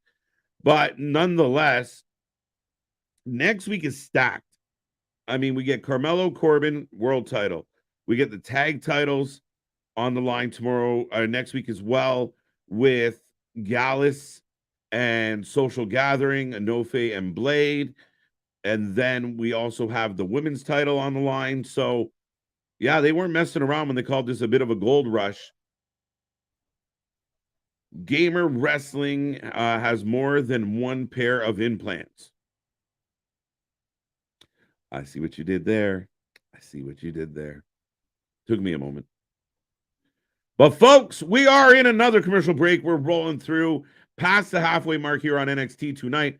I will remind everybody we are back tomorrow for AEW Dynamite. It's going to be a fun one. On paper, it's got a lot of shit going on. I'm not sure how Suzuki ended up in a triple 6-man trios match with Jericho and Guevara. I have no idea. I saw a thing today that said, will Suzuki be the tie that binds Sammy and Jericho? I was like, really? Really? Really? But nonetheless, it is a busy night. It's the go-home show for Forbidden Door, so you can only imagine what we're going to get. It could be chaotic. Maybe they'll tell us what's going to be on Saturday. I have saw reports going around this week that Collision ticket sales are up. So now that people have seen it with their own 2 eyes, and the opportunity to see Punk live definitely is a factor. The show itself might be a factor, but does anybody know anything that's going to happen on Saturday? I'll wait. Let me know. Beyond that, folks, we are back here for Impact on Thursday. That's going to be a fun one. We'll see what happens there. Luna Havoc will be back in the house Friday, doubleheader Friday. The Tag Stream Champions back at it again on a Friday. It's going to be a good one leading into a crazy weekend. And yes, we have Collision on Saturday. We have Forbidden Door on Sunday. We got all the wrestling, folks. We are here all week long. Then we head into another busy week that ends with our award show, but on the way to the award show, we are going to stop off in London for Money in the Bank. So we got 2 straight weeks of craziness coming up on this channel. Make sure you like, share, subscribe, be a part of all the fun. And no better place to get your wrestling. We got more coming your way as well, folks. More content. The shit IWC says, Luna Havoc's weekly pop-in is up again today. Remember, every Tuesday, we're going to try and drop a new what the IWC says, or the shit IWC says, with your favorite host, Luna Havoc. This week she went on a little rant about Vince Russo. So it's a fun one. Go check that out. Go give Luna some love and go check her out what she's doing on her page as well. I'm getting back to the action now. And I got Scripps talking to Thorpe and Axiom nodding. And then a bunch of innocuous people in the background. Call an ambulance. My family told me I wasn't meant to be. Oh, come on, Larry. Not even a little bit. Not even a little bit. No babyface sell on that whole story. Gable Stevenson. Gable Stevenson is offering to help Shane Thorpe get ready for his Underground Raw match in 2 weeks. Gable Stevenson, a lot of talk. When is he coming? What's he going to do? Here he is. He is literally on NXT helping his brother's opponent. Corbin's in the ring. Out comes the him. Himmy Cricket. Him Henson. Him Hendricks. The him and only. I don't like that one. I was operated on before I was one. Brother told me docs told mother I wouldn't walk if I lived. Larry, my heart goes out to you, buddy. Glad you're still here. When does Nikita Yams return? Nikita, I mean, we see videos and social media posts all the time where looks like she's doing much better, but time will tell. I mean, if you have 2 major setbacks real early, I think you're going to have to be super cautious that you're in a good place, right? And maybe she's just trying to do too much. I mean, I know she's an agile lady, but again, you got to be mindful when you're doing it, all the time now. Might have to mix things up or change things up a little. But speaking of Nikita, well, I was going to say, speaking of setbacks and speaking of doing too much, or do I at least go with, an agile lady? Am I an agile lady? Dude, look like a lady, right? If a lady looks like me coming up to you, run. Run. Okay, I thought this match was happening tonight. Yes, but no, that's what we talked about at the start of the show and everything. We just found out and just realized that we watch this weekly, folks, daily even. Right. That this is a 2-week thing. So, and I get it because you don't want this going on second fiddle on an NXT show to a world heavyweight title you make this feel minor league versus big league. So now you've elevated it back up. Fair enough. And I see. I get that thinking, and it gets the main event next week. So, and next we're getting a Hawaiian T-shirt off. It looks like. Who wore it better? Well, I would go with him Jones, Himmy Turner, him Duncan. What was it that you called him? Himmy Hendricks. Himmy Hendricks. Himmy Cricket's my favorite. Right, Himmy Cricket, Himmy Turner, Himmy Neutron. Himmy Neutron's a good one. Him Johnson. Baron Corbin, though, got a nice, found his bick and got that head nice and smooth. Pause.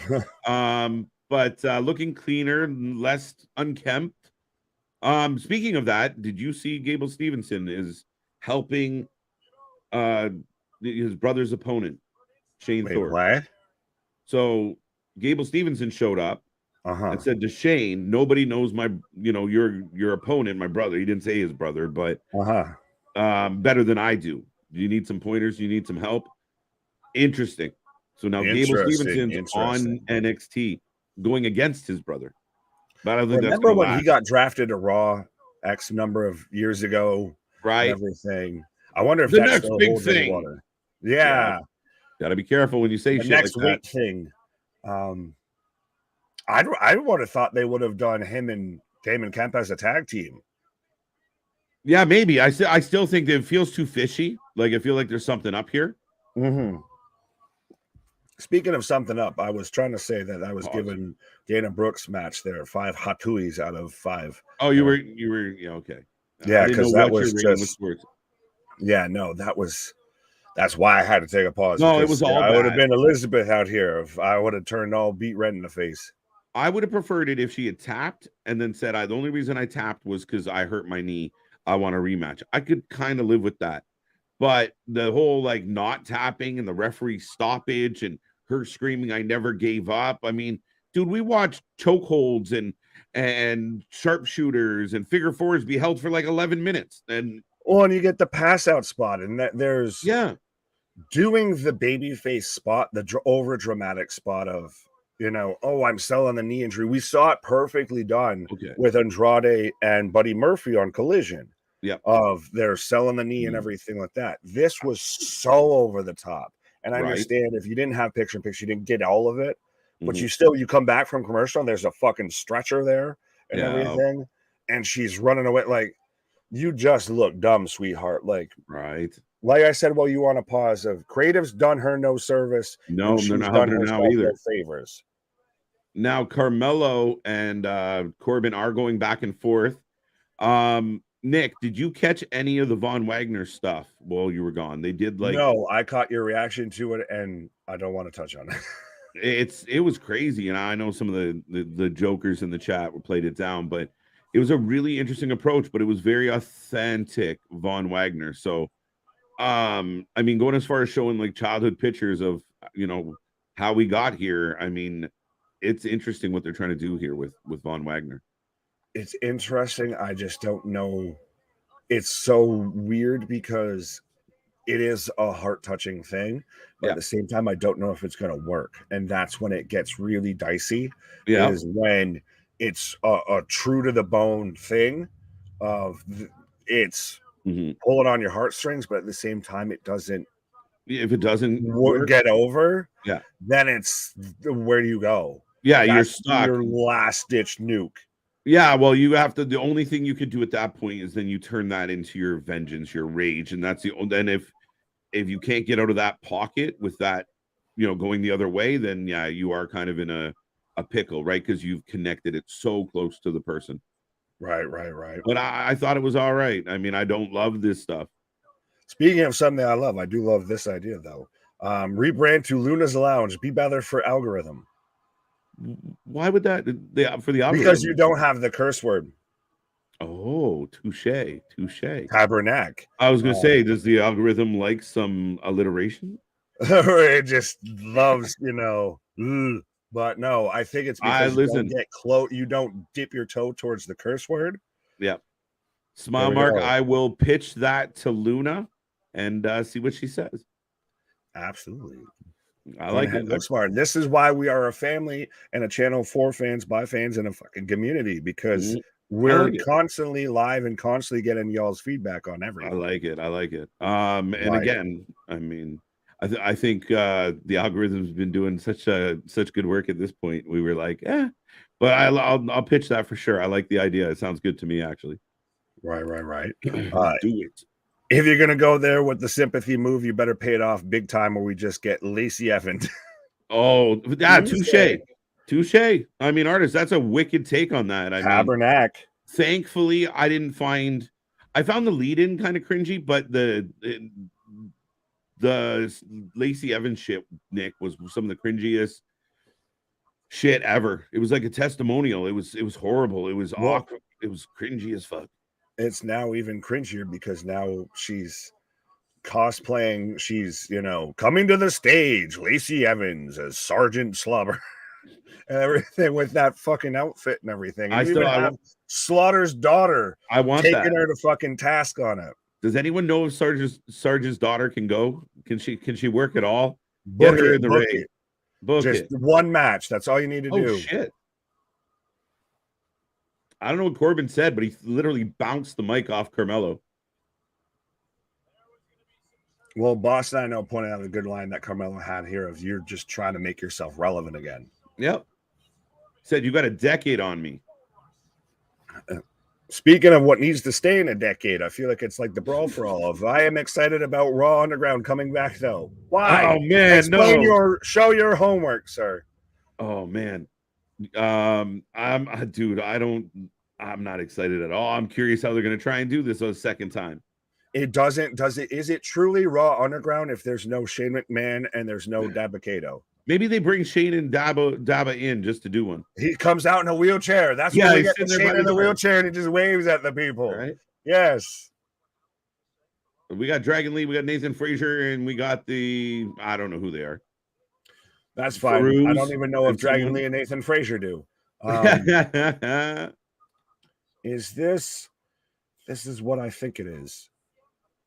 Vominos. Yeah, I don't know. It's so interesting. Like, I wonder if Noam Dar's actually shoot hurt. Speaking of how he's actually hurt, knee injury. Yeah. Well, he just comes over, and then we get the yeah, because we just had Nathan Frazier and Dragon Lee set up a match out of friendship and respect. That's where you get dissension, smellness. Yeah, that's where you get I felt like they were trying to give us to heel Nathan Frazier until he beat Noam Dar, but I do think they might have had a little plan for that faction in Noam, and he might have actually blown a wheel out here. Right. And speaking of blowing a wheel out, we're getting a women's tag match coming up next. We're getting Lash Legend and Jakara Jackson. I remember one of the teams. They're going to find out the other one's Farouz and Farouz and someone else. You're going to peruse the Farouz? I'm going to I was been saving this one for commercial. It says, I really hope CM Punk is off TV for a week. Don't burn him out. Collision should focus on MJF this week. Feature your champion and face of AEW. Keep people hungry for Punk. Yeah, well, what if he shows up on Dynamite tomorrow? that's the rumor. Well, you're in Chicago. You have to give them Punk. Otherwise, you're going to get nothing but Punk chants. Mm-hmm. And also, that might be how true. do you really feature, especially in the go-home show, MJF, when he doesn't want to have the match with Tanahashi? He's done nothing but badmouth New Japan and how it's just an indie and everything. Of how do you have that as a prominent thing? Yeah, I think, what it's going to require there is Tanahashi poking the bear, right?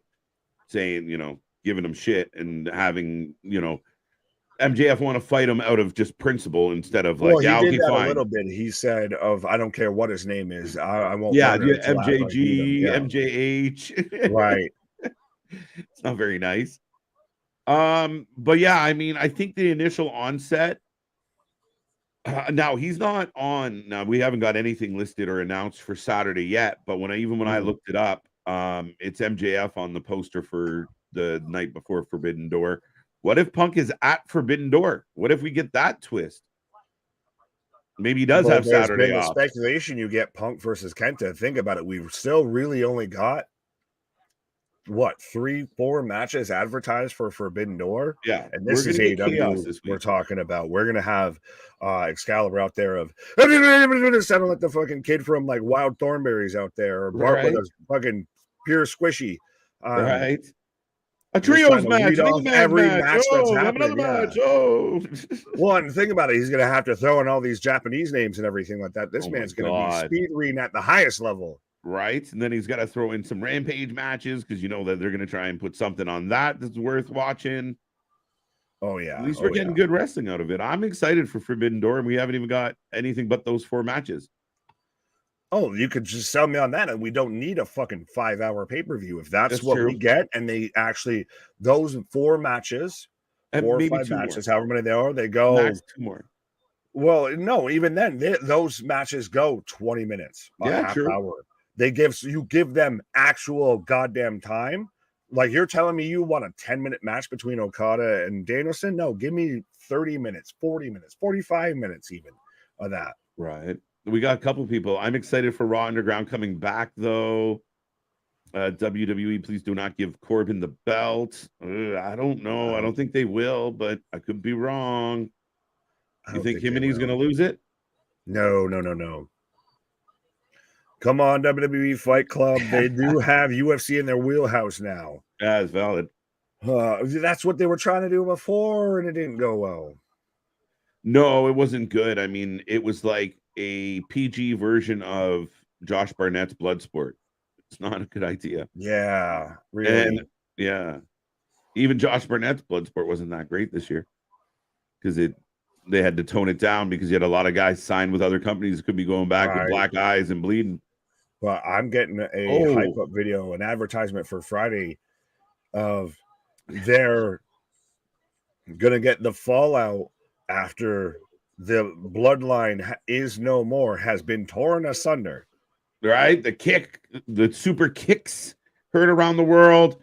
Again, a very highly well-received segment. Another banger moment for this whole bloodline storyline. I mean, there's a lot of reasons to be happy if you're a fan of watching SmackDown. It's been, I mean, even with last week's show being kind of, I said, everything felt like styrofoam popcorn. Wait, what's happening with Joe? What? Oh, they're going to kidnap Coffee? Or just hashtags. Oh, son of a bitch. Stop doing this shit, NXT. What phone call was that impressive? That I think it was Tony. Why do you? Okay, so he's got rain on his car. If it's raining out, why you have both windows down? Like if we're just talking logically, who drives like that? Come on now. Plus, you just kidnapped somebody. Well, Dar's still coming out with crutches, so he may be. Shoot, it wasn't just for an angle. It wasn't just for the match. Yulisa Leon and Valentina Feroz. Going up against, I guess, Jakara Jackson and Lash Legend. I'm taking. Yeah, they were Lashes and Jackson, or Lash and Jackson, or Lash and Jackson. Lash and Jackson. Back in action. Right? Jordan Jackson, action. Shane comes into Raw Underground in a wheelchair and pulls a Kevin Nash. I lost you at the end. Oh, he just selling it all. Comes out even with like the neck brace and everything. Right? Sells it hard. Right. So Lash and Jackson, you guys want to make a prediction on this banger of a tag match? Right, yeah. Otherwise, we can talk about some other things. Rocco out here saying, so Money in the Bank, SummerSlam, Payback, Fastlane, Survivor Series. Yes, sir. All lining up right against Collision. We see your move, Tony, and we say check and mate. Yeah, and we're going to get out ahead of it, right? Like, we're going to tell and they always do. I'm not saying but it's good for them to get out ahead of it because, again, if you are targeting an area where, not everybody has all the bucks to go to all the shows, you got to pick. So where are you going to spend your money? So, get out ahead of it now, and it will impact things for sure. Right. Chris saying triple threat, MJF versus Tanahashi versus Punk. I don't see it. Nah. Not this soon. You build to that. You just build back to MJF versus Punk. Is what? Good Electra Lord. Lopez and hi, how you doing? Can I get your number? We were Can I get your number? This week will be New Japan, but expect Punk to show up at the end of Forbidden Door. Maybe. But do you think they're really going to push MJF towards Punk already? I don't think MJF's at the end of Forbidden Door. I think the ending match, and what I've heard is speculated as the ending match is Will and Kenny. Mm-hmm. So unless we're going to get Kenny versus Punk at All In, that would be the only reason Punk would be showing up at the end. And if you don't have Punk show up at the end, why does Punk show up at all? Yeah, fair enough. And I mean, if you look at, some of the AEW haters kind of threw it out there of like, your world title. Why would your world title not be the main event of a show? You're playing second fiddle to some other company's belt. Like, that's ridiculous. I mean, right. Interesting take. I think we overthink some stuff. I saw a guy today and it was like the Money in the Bank and Logan Paul. Like, if Logan Paul wins, it devalues. Like, what is this devaluing this pretend shit? Well, even it cannot be more devalued than Austin Theory going and cashing it in on the US title. Now they've made this a rule. Yeah, a little bit, right? But I mean, again, it's all in the delivery. Some have been bad, some have been good, but it's so funny. I'll get on artists real quick and then There's another one I'm going to click on. I got FTR versus Jay and Juice, but they work for the same company. Britt versus Gulia. I'll take it. Fair enough. That. And David Finlay versus Cole. No. Maybe. I mean, David Finlay versus Jay White. If you're going to do a fucking match with David Finlay, if you're going to do who just took over the Bullet Club versus the ex-leader of the Bullet Club, the one he ostracized out of New Japan. That makes sense. But Lash with the pin. There you go. So Lash and Jackson takes a win. Yeah, it was short.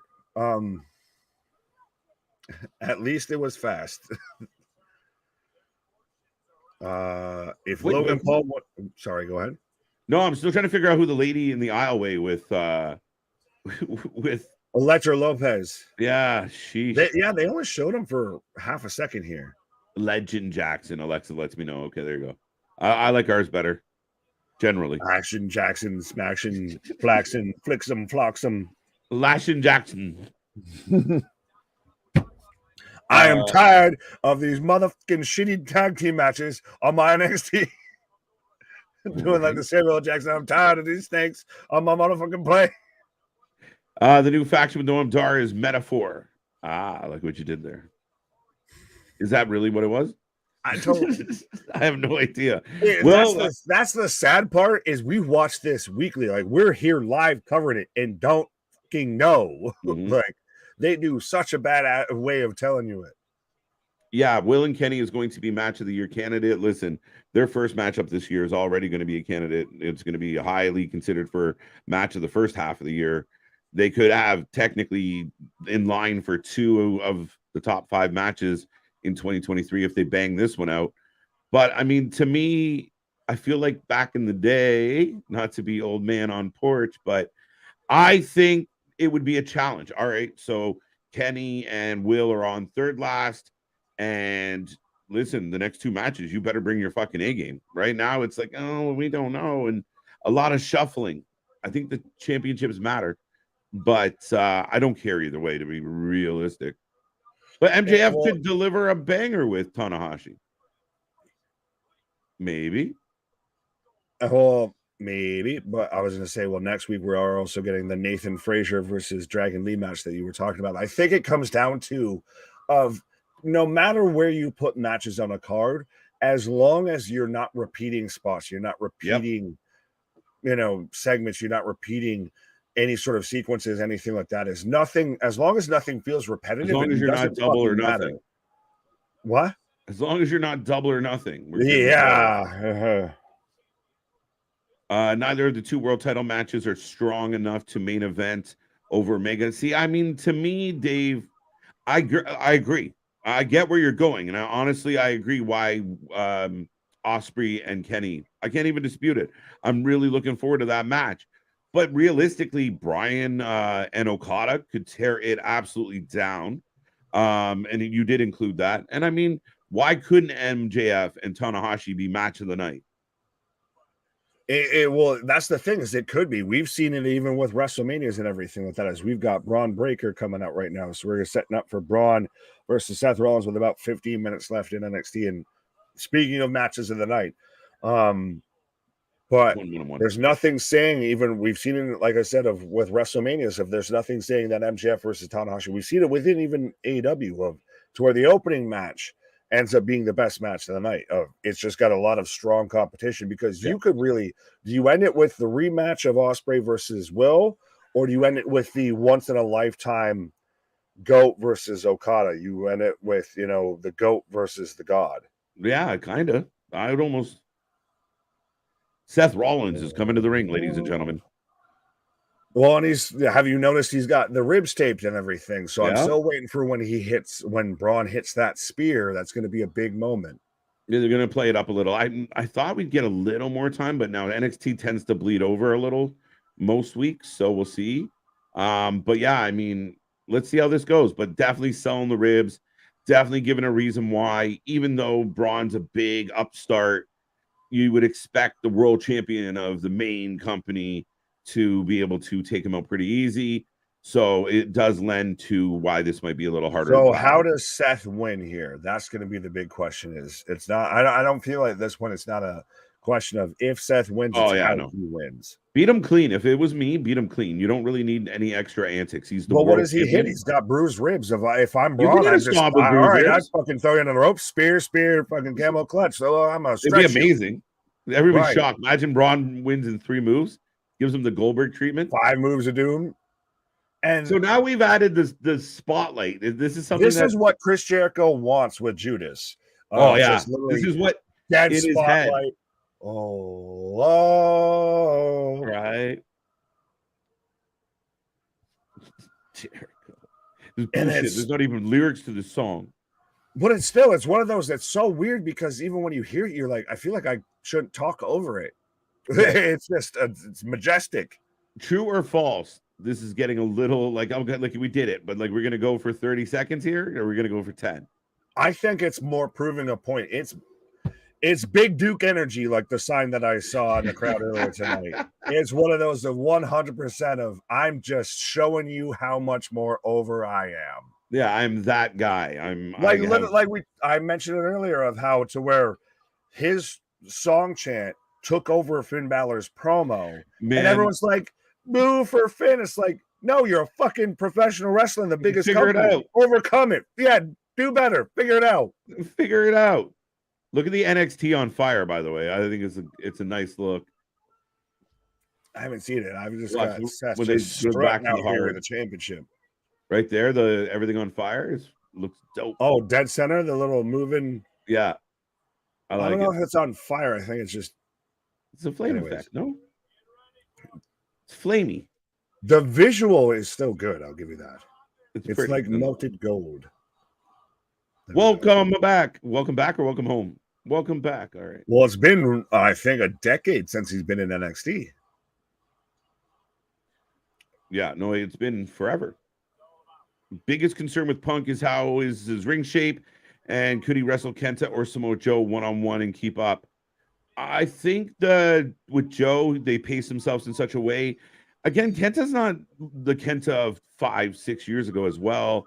I think he'd be perfectly fine. It's just, can his body hold up, Nick? I'm concerned about that. Well, Phil's a little. I'm in shape. Round is the shape. He's kind of.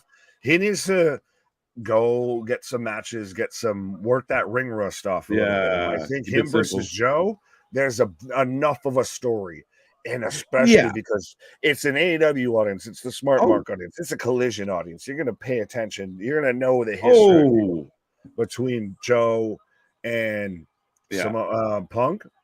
Yeah, Seth starting off the match huge, dumping Bron in the high knee as he jumps off the apron. Crowd back into sing mode. And that's how they're going to go to commercial break. Right? The champ just living the dream. It just literally leans up on the table and just is, just embracing them all singing. But yeah, to your point about Punk, I mean, it will come down to what he can do in the ring. And I mean, I still think some people want to see the Punk of a decade ago or 15 years ago. He's not that guy. You're getting a different match. What? He's gone. Bye-bye. Yeah. Right. I mean, that's where Sorry, I was just where I thought Oh, sorry, you go. You go. No, you go. You can have that. I was just stealing his line. I was just doing what I'm good at of just, taking other people's sticks. So go ahead. I was just gonna say that. Fuck, what was I gonna say? That Punk. That's why Joe works so well for Punk. That because they can slow it down. You'll eat up a huge chunk of time with chops and moments that are slower paced.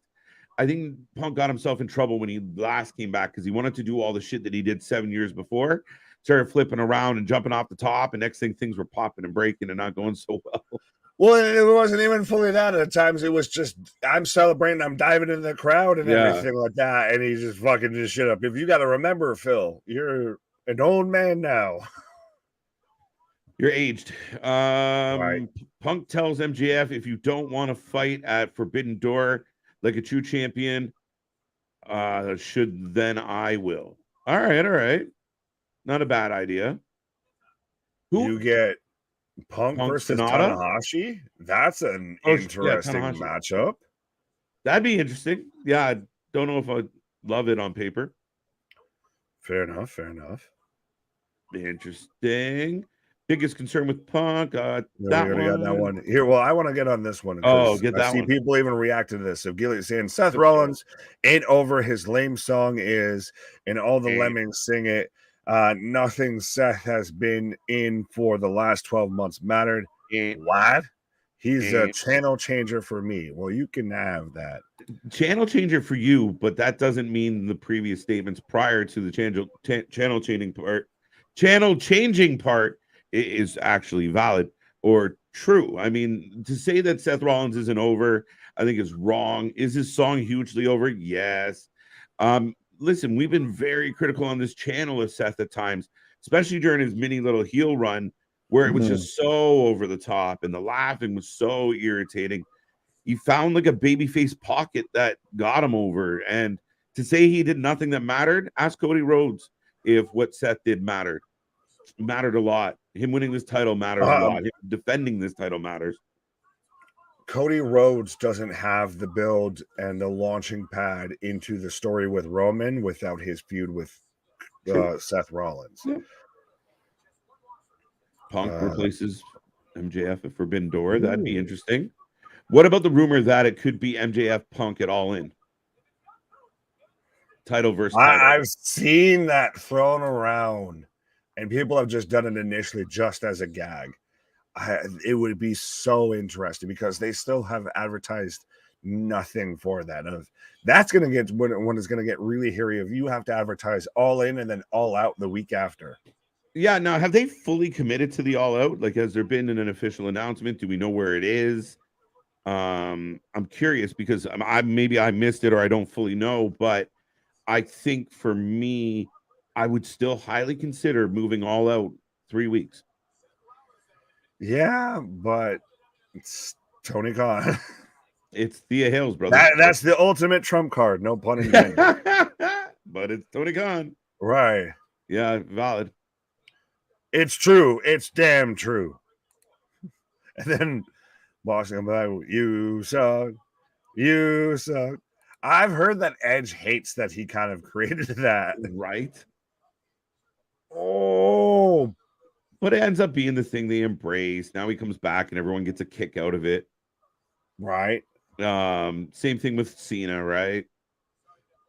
Bron just right now just throwing around Seth. Yeah, I mean, this is a common criticism of Seth is we don't know what he is, but he's just him. He's just I am what I am, and that's all that I am. Right. He's he's eccentric, he's over the top, he's flamboyant, and he gets in the ring and delivers. And I think that's where he saves face with me, even at the times where I'm like, all right, Seth is really grinding on my, last nerve. He's like nails on a chalkboard sometimes, but he delivers when he gets in the ring. Undeniably. It's so hard to take that away from him. So you have two ways you can get over with people in the audience. You can get over in the ring or you can get over on the microphone. Yeah. Seth maybe with not always on the microphone, but absolutely always in the ring. You get those rare few like an MJF or a Roman that do both, but most do one or the other at least. Yeah, and I would argue Seth has that. I mean, with how much people are behind him, and I know there's certain people that don't love it. Even me with like, okay, the spotlight might be a little too long, but it's over. People are singing, and the crowds are doing it. You can't say every arena they go to where there's somewhere around 10,000 people doing it week after week after week after week. Oh, they're all lemmings. Everyone's a lemming.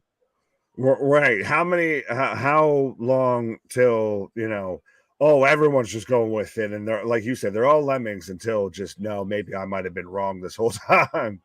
Right. As we had Braun won the 1 count. And do we want to mention Seth's, I guess, tribute to the Jacksonville Jaguars? That's been pointed out before. Yeah. He went back to his Saudi gear. Yeah. Who wore it better, Seth Rollins or Jeff Hardy? That's funny shit. Could Scorpio Sky be on the one to take down Orange Cassidy?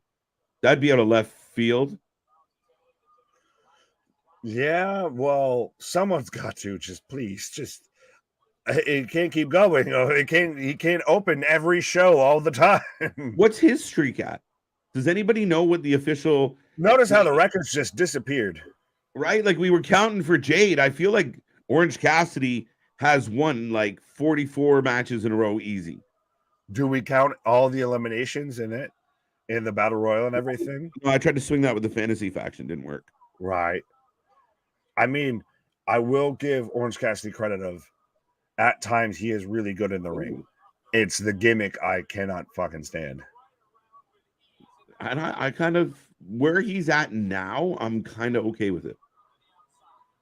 It just is what it is. Constant show opener.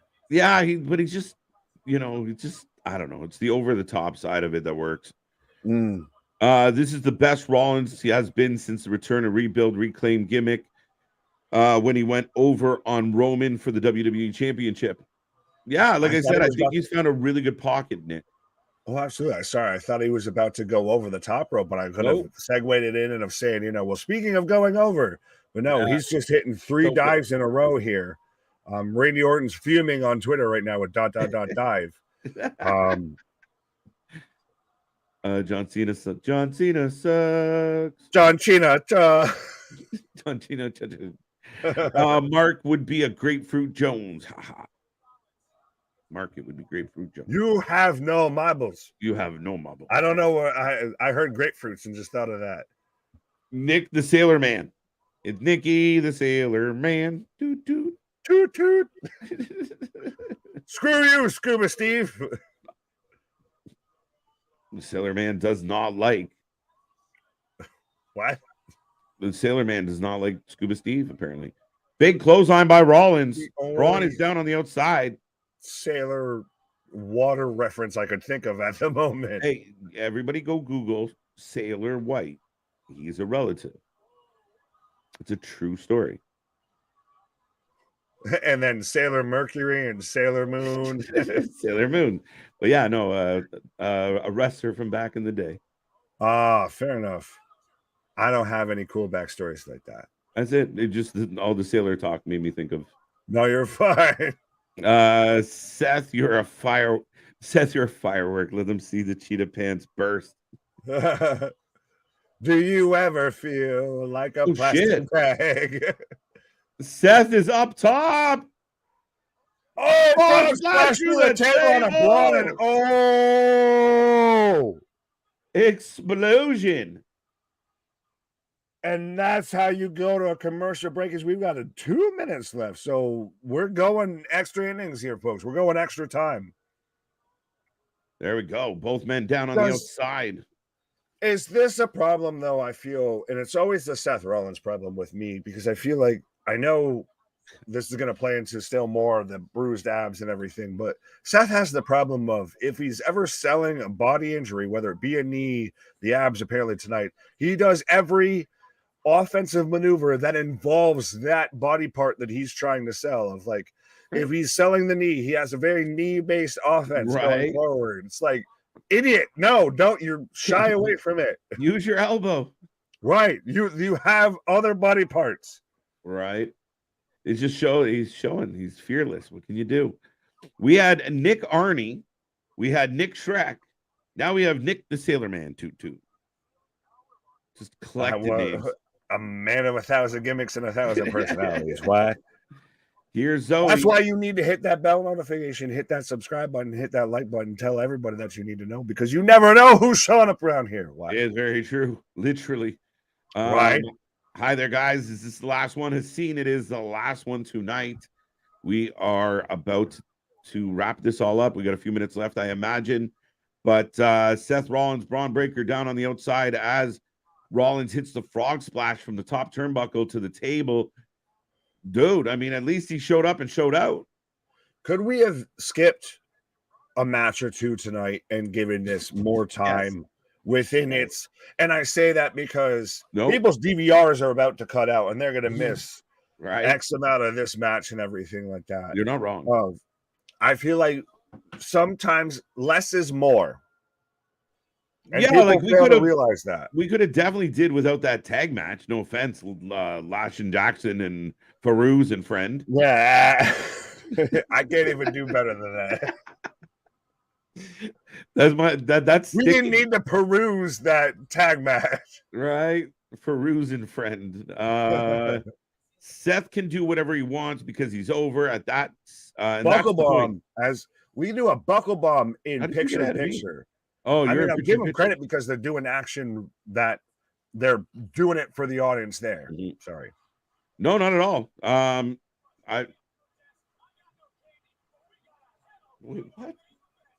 Do you want to read? Oh, because my shit is coming to an end. Like, do you want to stop? I told you, like I said, the DVRs and all of this and everything are crashing here.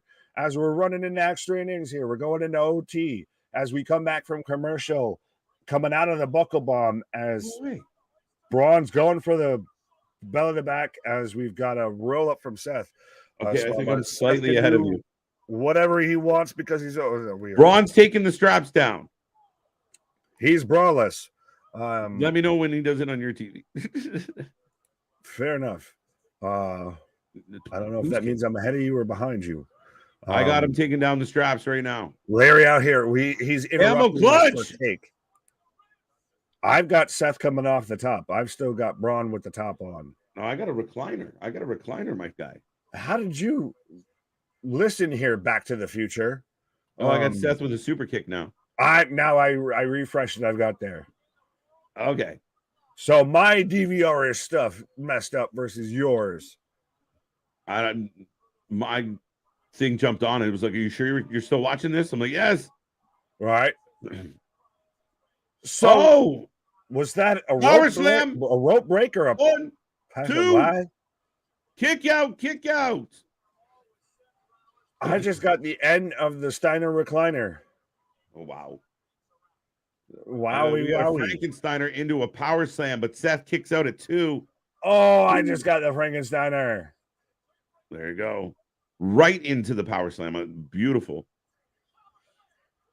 It's funny because you mentioned Goldberg, because watching back old Goldberg, because I honestly remember even watching like the highlight, like the DVDs and the VHS. Well, for us, the VHSs that they had of like the Goldberg video packages and everything like that, of just seeing that type of move hit that fast and everything. It's that same type of vibe of it's just that's part of that mystique of it's just explosive as shit. Oh, big knee blocks the spear right into the pedigree.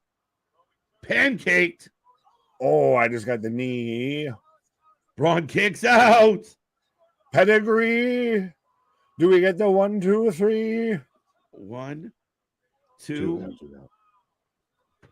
Seth doesn't know what to do here. Trying to pick the man back up. They've gone over TV time by like 9 minutes lately. Yeah, they really have. Oh, Seth that seemed unnecessary.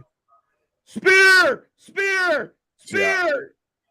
Oh, spear! Oh, that looked impressive as shit. Right as Seth was going for the stomp, Bron hits a spear. See, I hate that. Why is this the runoff over TV time? This is how you end your fucking show, within the time to where most of your audience is going to watch it. You think people tuned out because it ran out? I'm saying DVRs and shit like that. Yeah, but if you're watching right now, right? That would. So people are gonna miss the last 9 minutes. I mean, they bleed over the last few weeks. Like, it's been a minute. I think Boston's radio. I'm saying, stop doing it. How we're watching this both live, and we still got thrown off instantly once they went past time of being synced up and everything. Fit this in your fucking TV show. You can miss tag team matches I don't care about. Stomp. I got a stomp. Huge super kick into a stomp.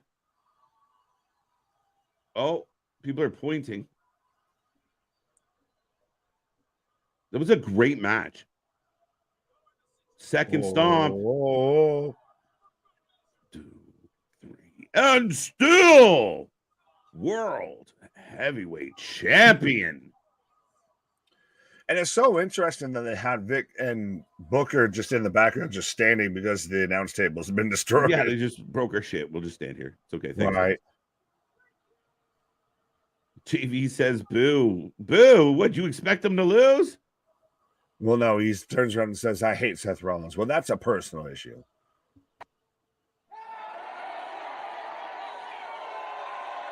It's sad seeing Kane, The Rock, Austin, I HBK. was like, is that a soundboard or do we need to fucking turn It's the JV. volumes That's down? special tech.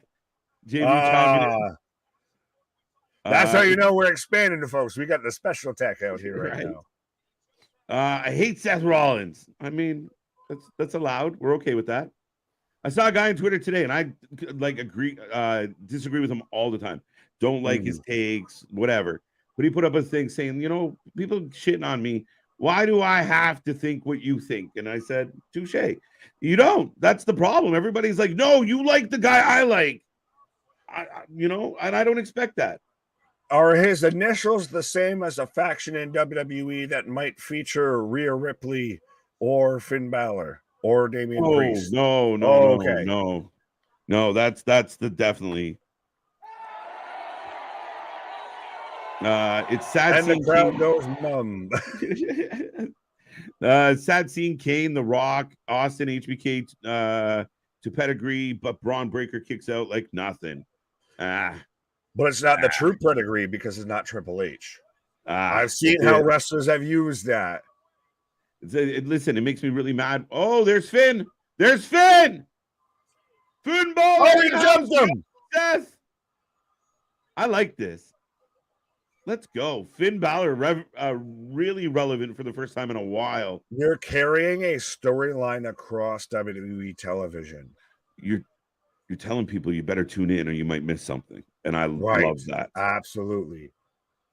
100%. Not the best match I thought they would have had. I thought it was been a bit more.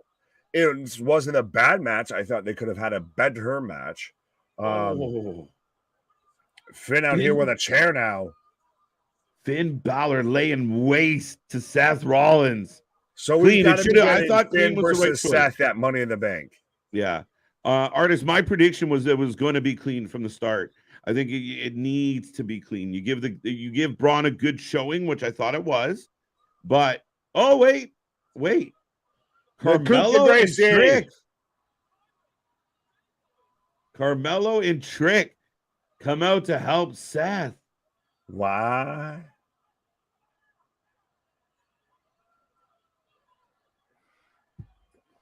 Are we setting up for like some a six-man tag match? Carmelo, Trick, and Seth versus Finn, Dom, and Damian. Do it. Yeah. I'm okay with that. Come to the treeouts, boys. Come to the treeouts. Whoop that Trick. That's what this is about. Trick. Right? I mean, we saw it with other athletes. I mean, we even saw it with KO, right? The guy comes up, makes a splash, loses, but eventually gets his spot where he needs it to. It's a nice little test. I'm okay with this. And it's a good end to this show. It's a compelling end to the show. And like you said, now you're getting stuff that bleeds over across shows, across all of this, makes you want to tune in. Like you said, if you don't tune in, you might miss something.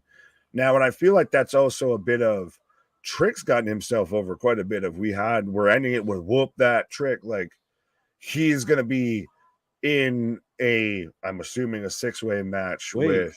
Why is this still going? It's like almost 9:15. This is amazing. Oh, I don't have that. I've got some weird reality show here. Oh, it finally went off. Seth was still challenging Finn, like telling him to come on. And I finally we're joining baseball in progress, apparently.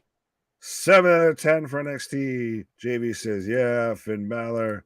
Finn attacking Seth. Larry saying, I called it. Jason saying, it's Finn. I like it because we get a clean match. We get a Finn beat down. Yeah. Orange Cassidy's last singles loss was 9/21. My birthday last year. Maybe we'll wait till I have been cursed with Orange Cassidy. It's factually proven now. Oh, shit. The All-Atlantic title 272 days ago. Now we know what your birthday wish was. Wait, what? Now we know what your birthday wish was when you blew out your candle. Orange Cassidy never loses. It was not that. It was not that. Proof.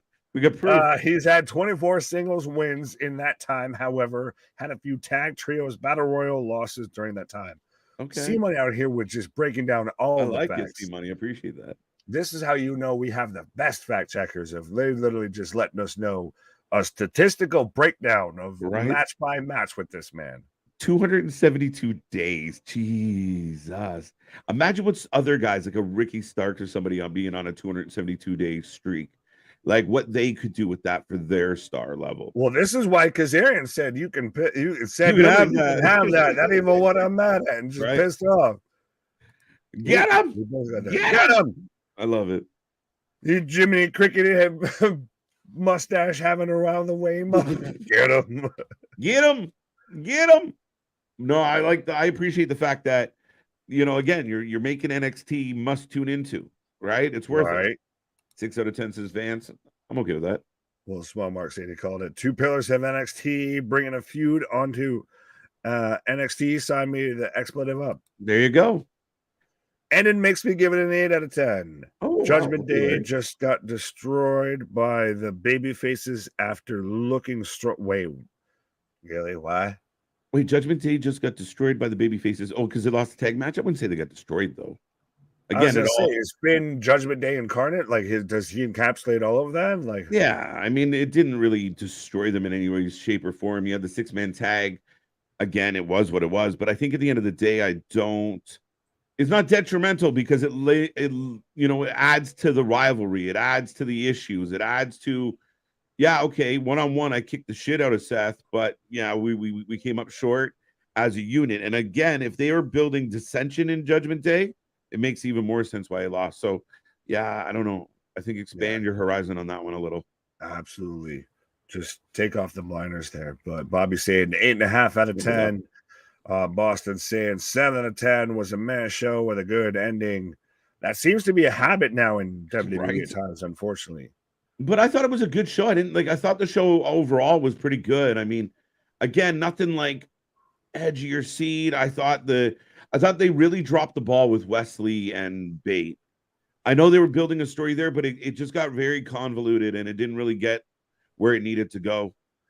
It started off super clunky and it started to work through the gears as we went through it. And I think this is the problem of where we've been conditioned as pro wrestling fans, and especially now with having AEW there, of you can't, as pro wrestling junkies, you can't get your fix all the time. Of sometimes too much of a good thing is a bad thing. Of if it's Christmas, again, I think I've referenced Luna's quote here a couple of times now. Of if Christmas is every day, it starts stopping to feel like Christmas. Yeah. If everything's earth shaking. Yeah. Every week, every show, every day, every match, it's no longer earth shaking. Yeah. Those big moments like Jey Uso, Super King and Roman, CM Punk returning, and everything like that. Those moments are big because they're built to be big moments. Yeah. And I think the proof is in the shows that we've gotten, like a Double or Nothing, where it wasn't that well received. There was a lot of mixed reviews to that particular show for that reason. Like, it's too much. You got to make it count. There is a purpose to a 3-minute match. There is a purpose to shorter matches or less important matches or squash matches or DQs or all of it. There's so many aspects that you could utilize to build it. But again, if you're just being spoiled, I think we are spoiled as a wrestling fan base. Well, you could even 7 out of 10. There we go. That's all right. 6.8. 7 out of 10. 7.7 out of 10. 99 out of 100 for the chat. There we go. That's goes at the heart of what we've always said of the rest of them may suck, but we never will. It's true story. I mean, I'm okay with giving tonight a 7. I think that's my go-to default one right now. I'm with Boston on the 7. I thought overall decent night. I didn't hate it. I didn't hate anything. Other than Dana Brooke, which shocker. But did you hate it or did you just were you indifferent about it? That's the difference, though. No, I actually hated what they ended up doing. I thought it was very true. True. I forgot. I literally suppressed that whole stretch angle out of my mind. You know what I mean? I was indifferent and they made me hate it. I was better off indifferent. You know what? Because you reminded me of that. If I was about to go 6.5, but because of all of that, I got to take a point off of that. We're going 5.5. 5.5 on NXT tonight. Okay. Wow. Okay. I'm still thinking around a 7. More of that was awful. The tag match, the women's tag match, No respect, no disrespect, ladies. We could have done without that. That's valid. Yeah. Right. Now I'm down to a 6.5. What are you doing? Right. Yeah, like I said, that's why I started at 6.5, and then you reminded me of the bullshit stretch angle that I had to bear through. You're like, so we already dropped a point just on principle. The ending match was great. The starting match was good, minus the shit finish. That's true. The triple threat match was decent. Yeah, the triples men's tag match was good. Over delivered, outkicked its coverage. I would say that did better than we expected it to. So that's where it won. It loses me in the women's tag match. It loses me with Thea Hail being a spastic squirrel. It loses me. I thought you liked her. I thought you were defending her against. I do like her. I don't like to where she can't be around someone else cutting a promo without looking like the crazy friend in the background. Like, fuck you up. Like, just stop what you're doing. Just calm down. Give this lady a Valium quick. Just smoke a little bit of the vitamins. You'll settle the fuck out real quick. Little one. There you go. No, I see what you're saying. And I mean, a little more generous. I think I give it a little extra love for the fact that Seth was there. I like the fact that he got jumped by Finn. I'm okay with it. I think 7. I think I gave Raw a 7 last night too, where I think that could have been like a 6.5. They're like meh shows. So I'll give it like a C minus overall. Fair enough. 7, got that one. 7 purple sailor bandanas out of bananas. What's a sailor banana? Purple sailor their paws. I give up. You're fine. You can have that. I don't even know where to go with that one. 6.8 out of 10. I just wasn't entertained by the matches. Wasn't expecting craziness. Just wasn't entertained by it. Fair enough. That's allowed. Yeah, you're entitled to have that opinion because there was nothing that's gonna. It really was like, right? Like now I'm like, wait a minute. But has it been? Is this a recourse though, or a repercussion of like we had that whole Friday and Saturday tour? Everything just felt really fucking good. You had great moments, and so now a bit of everything's got to ride that wake out. I don't think so, at least not from my standpoint. I really do think we try and take it case by case. And again, you really do get a measuring stick. I think that happens here, Nick, where we're like, man, like everything's so exciting. But that's where I think where your point was, where Christmas can't be every day, relax. It was okay. It wasn't groundbreaking. Considering it was Gold Rush Part 1, could have been better. Yeah, now this is where you tune in and why you build up the anticipation for the sequel here. Right. 8 Sailor Nicks out of 10. Toot toot. Do I just need to say that now anytime that someone references Sailor Nicks apparently somehow? I even though granted I keep thinking of SpongeBob of Who Lives in a I definitely don't think it was a bad show. I just really didn't care. Got care for a couple spots and find the matches. Of course, Chad is infinite forever. Then now forever. Right. I love the show tonight. Gave it an 8. Aaron, see, there you go. Different strokes. Ooh. Or would you click? No, you're good. Go for it. I don't get Finn wearing a bandana. This is a weird one, unbroken. I don't get Finn wearing a bandana and a washcloth in his pocket. He OCD. What? I hear you OCD when noticing that. Again, I don't care. John, you can have that. John saying 7.5 out of 10 NXT show for me. Good fun. Main event KJ and Nick. Yeah. 8 Sailor Nick, 7 KJ White, 6 CJ. What are we doing the fucking 12 days of Wrasslin for Life Network on the fucking channel? One Luna Havoc. There is only one, and you need to be tuned in and subscribe to catch the only one. What? That's it. I don't know why I turned her into Pokemon there. But, right. I vote 7. Did you just turn her into Pokemon? I did. There you unfortunately. Go. I vote for 7 points. Fair enough. 7 points from the Russian judge. There you go. So Boston was not entertained. That's the one I wanted to get into because of the fucking pun. If those who are listening to us and not watching, it's NAUHT, so nautical. Not entertained. You naughty little boy. Wrasslin Sailor Moon incoming. No one is cosplaying as Sasha Banks, Mercedes Monet in her Sailor Moon outfit. All of that. There you go. I enjoyed Raw yesterday without the weekend shaders on, but this NXT to me was just, I don't know. The vibe just wasn't there. All right. Now I'll probably go home. Now we got to go home show tomorrow. That will probably be a lot of fun. Definitely looking forward to that. Thank you.